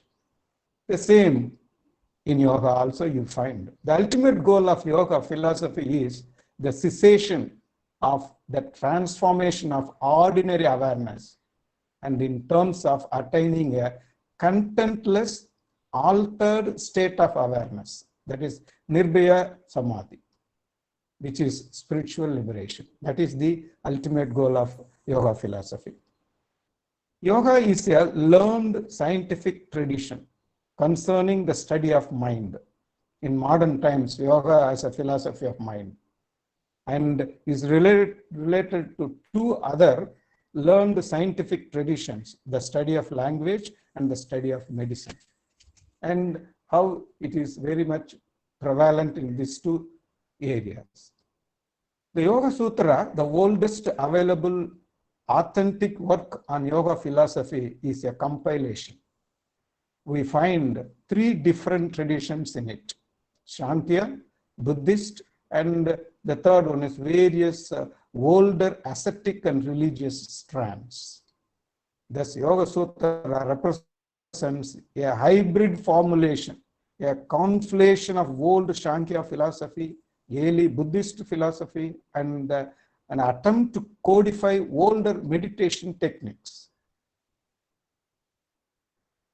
However, only after Vakaspati Mishra's commentary on Yoga Sutra, we get cogent, detailed interpretation of each sutra from the perspective of compilation as a whole. The earlier speaker, Dr. P.P. Sudarshan, who with his Sanskrit knowledge had a very good presentation, a lucid presentation in this aspect. However, book one of Yoga Sutra talks about various levels of awareness, and book 2 deals with the exercise needed. That is what the 8 limbs of yoga to achieve what is prescribed in book 1. We can say to some extent Patanjali Yoga alone is the philosophy of yoga. There are other traditions that use yoga in non-philosophical sense in order to achieve some ritual practice of one kind or the other. There are many traditions and many names in modern times are the later writers about yoga and its asanas, various exercises, and a different name was given. For example, Hatha Yoga, Pancharatras, Pasupatas, Kapalikas, Nada Siddhas. And the contemporary movements, if you see the tradition of Mysore Palace, Anushara Yoga, Bikram Yoga, Integral Yoga, BKS Iyengar Yoga, like that it goes on. There are many movements on yoga system. But all these things show us that the necessity of this yoga practices in the modern time. You know well the situation that prevails today. And what we thought till 100 days before, we led a normal life. That normal life now is shattered. If at all, if you say that you are leading a normal life, it should promote well-being of individual. Otherwise, it is not a normal life. So this 100 days of our experience show that what we led our life was not a normal life. It must promote well-being. To promote well-being, we need not only the absence of illness, physical illness, but also mental illness. For this, the practice of yoga is very much essential during this pandemic.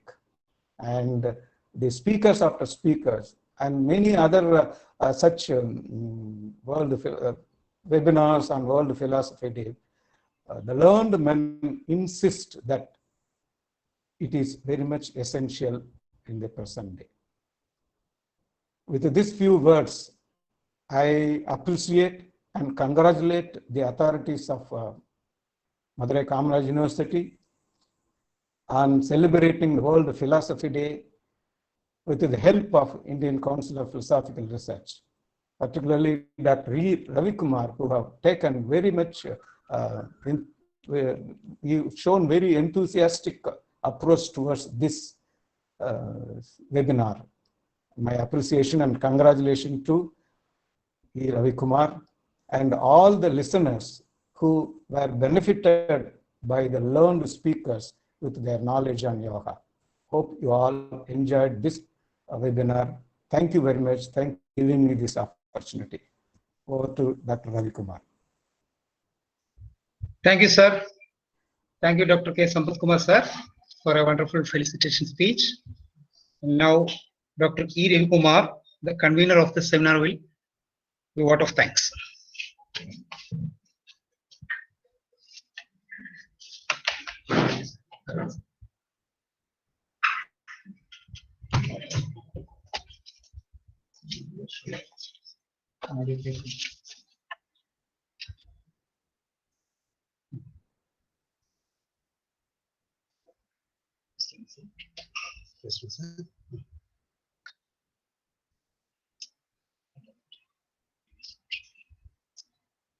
I am Ravi Kumar, convener, assistant professor in the Department of Saiva Siddhanta Philosophy.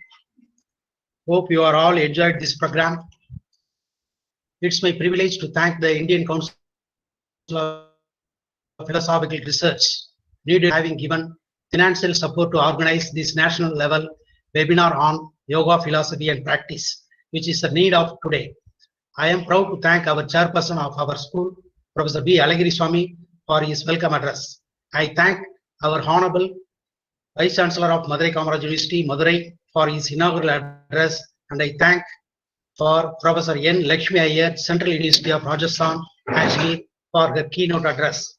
I should thank Dr. K. Sampath Kumar, former head, Department of Philosophy, Pachaipas College, Chennai, for his valuable felicitation. Then I should thank and congratulate the research persons for their excellent presentation. I thank the technical person, Dr. T. Jitesh, Assistant Professor and Head in the Department of Malayalam, Madurai Kamaraj University, Madurai, for his part in conducting the webinar successfully. I thank all the participants for having made this webinar in a grand manner success. Thank you.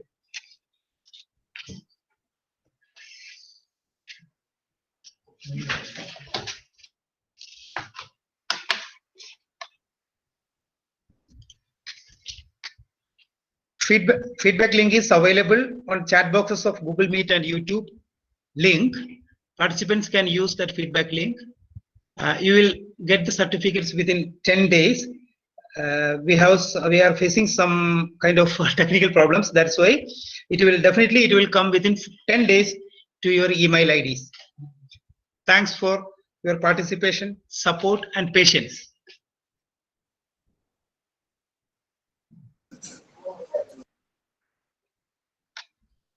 Professor Eurydice, can I raise a doubt? Oh yeah, definitely. Can I ask a question? Thank you. I am Mr. Bhattachardi, Assistant Professor of Philosophy from Kamaraj College, Puducherry. Yes, sir. Can you hear me, sir? Yeah, sir. Definitely. My doubt is to Eurydice, Professor Eurydice. Okay. Sir, the first anga in Ashtanga Yoga is Yama, the don'ts.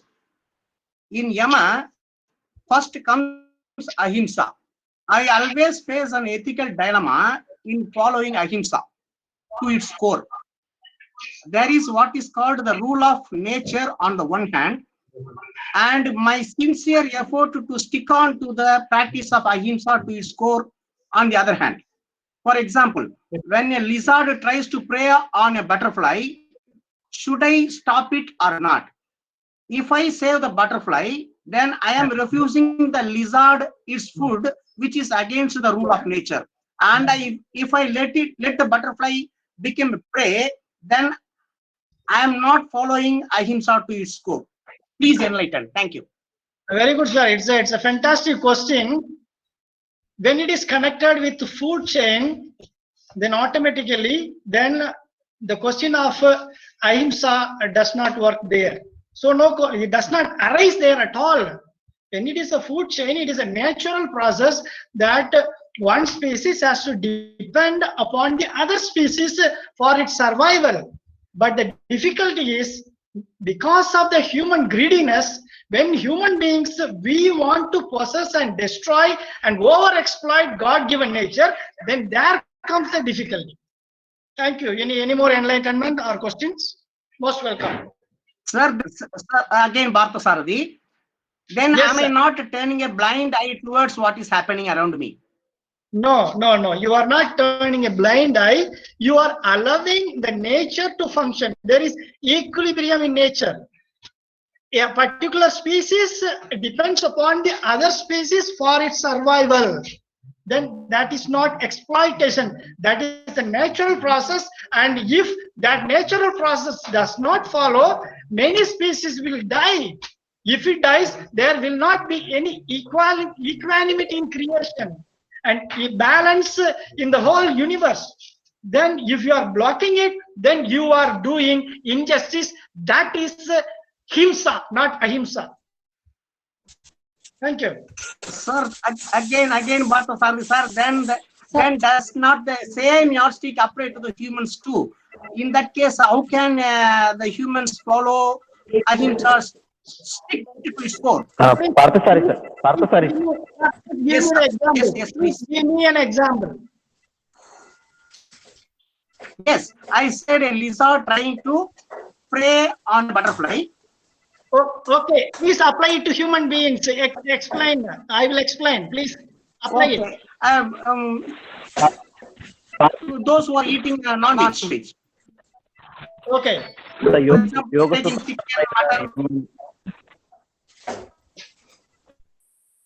Sir, please proceed. My name is Manjunath from Bangalore, Samit Research Foundation. Parthasari sir is asking, that is a Ahimsa, what we say, Ahimsa Pratishtaya Sat Sannido Vairatyagha. It is for the persons, means not for the animals. Okay. And it is a sutra, we have to follow that. Not animals are naturally they will be having the food, but we should not have we have to follow the food proper and we have to follow the Ahimsa. Not thank you, Dr. Manjunath. Yes, sir. Hello. Hello. Hello. Yes, yes. Hello. Hello. Yes, Hello. please, please proceed. Plus, proceed, madam. You are audible. Oh, okay, sir. Good afternoon, sir, and good Good afternoon to afternoon. all the participants. Sir, I am also a faculty in philosophy, but sir, in your your deliberation is really excellent one, touching all the points. But my doubt is Thank that. you so much. My doubt is that when you just talked about the um, different gradations of like Tantra Yoga, Mantra Yoga, and like this. So, is there any hierarchy? Is there, my point of doubt is that, is there, when you classify yogas into different classes, is there any hierarchy among these classifications? No, This sorry, is no exactly. inferiority or sorry, no inferiority or superiority of any yoga sutra over the other.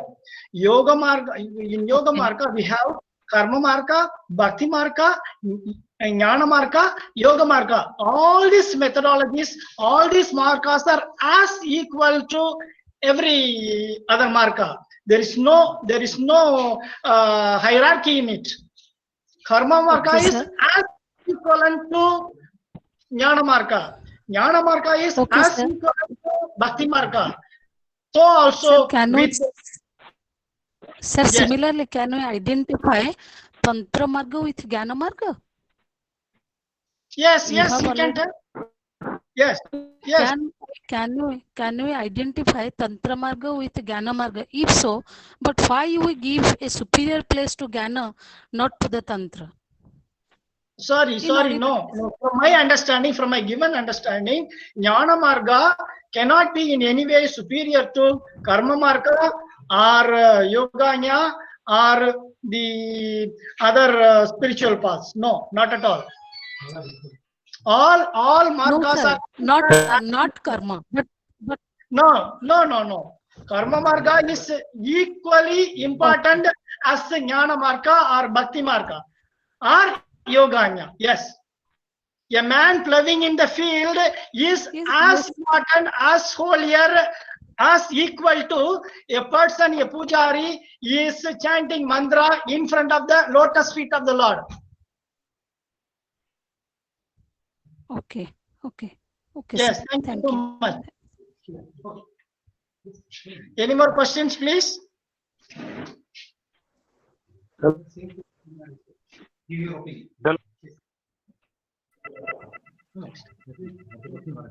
Ravi Kumar sir, Namaste. Sir is available, yes. I'm from Bangalore, Samit Research Foundation. We are doing the yoga research in the Bangalore. Very good. But we created your Yama Niyama, social ethics and personal ethics. We brought the new way, like a story. We can tell the story to understand the children and anyone.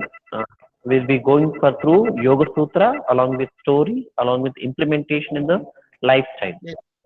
So we made the Yama and Niyama Sutras. All the 5 limbs, we have done that.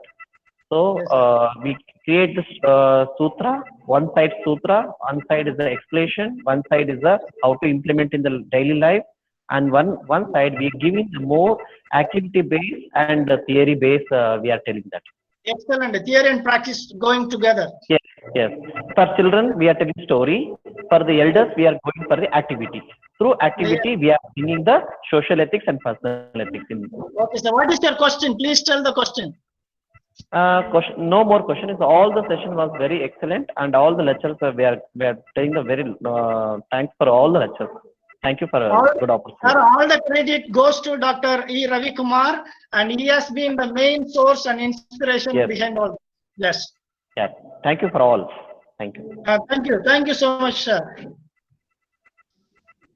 So thank you all of you for all the participants for your patient listening, and let us live in harmony with nature. Thank you, one and all. Great. So we call it a day. Bye.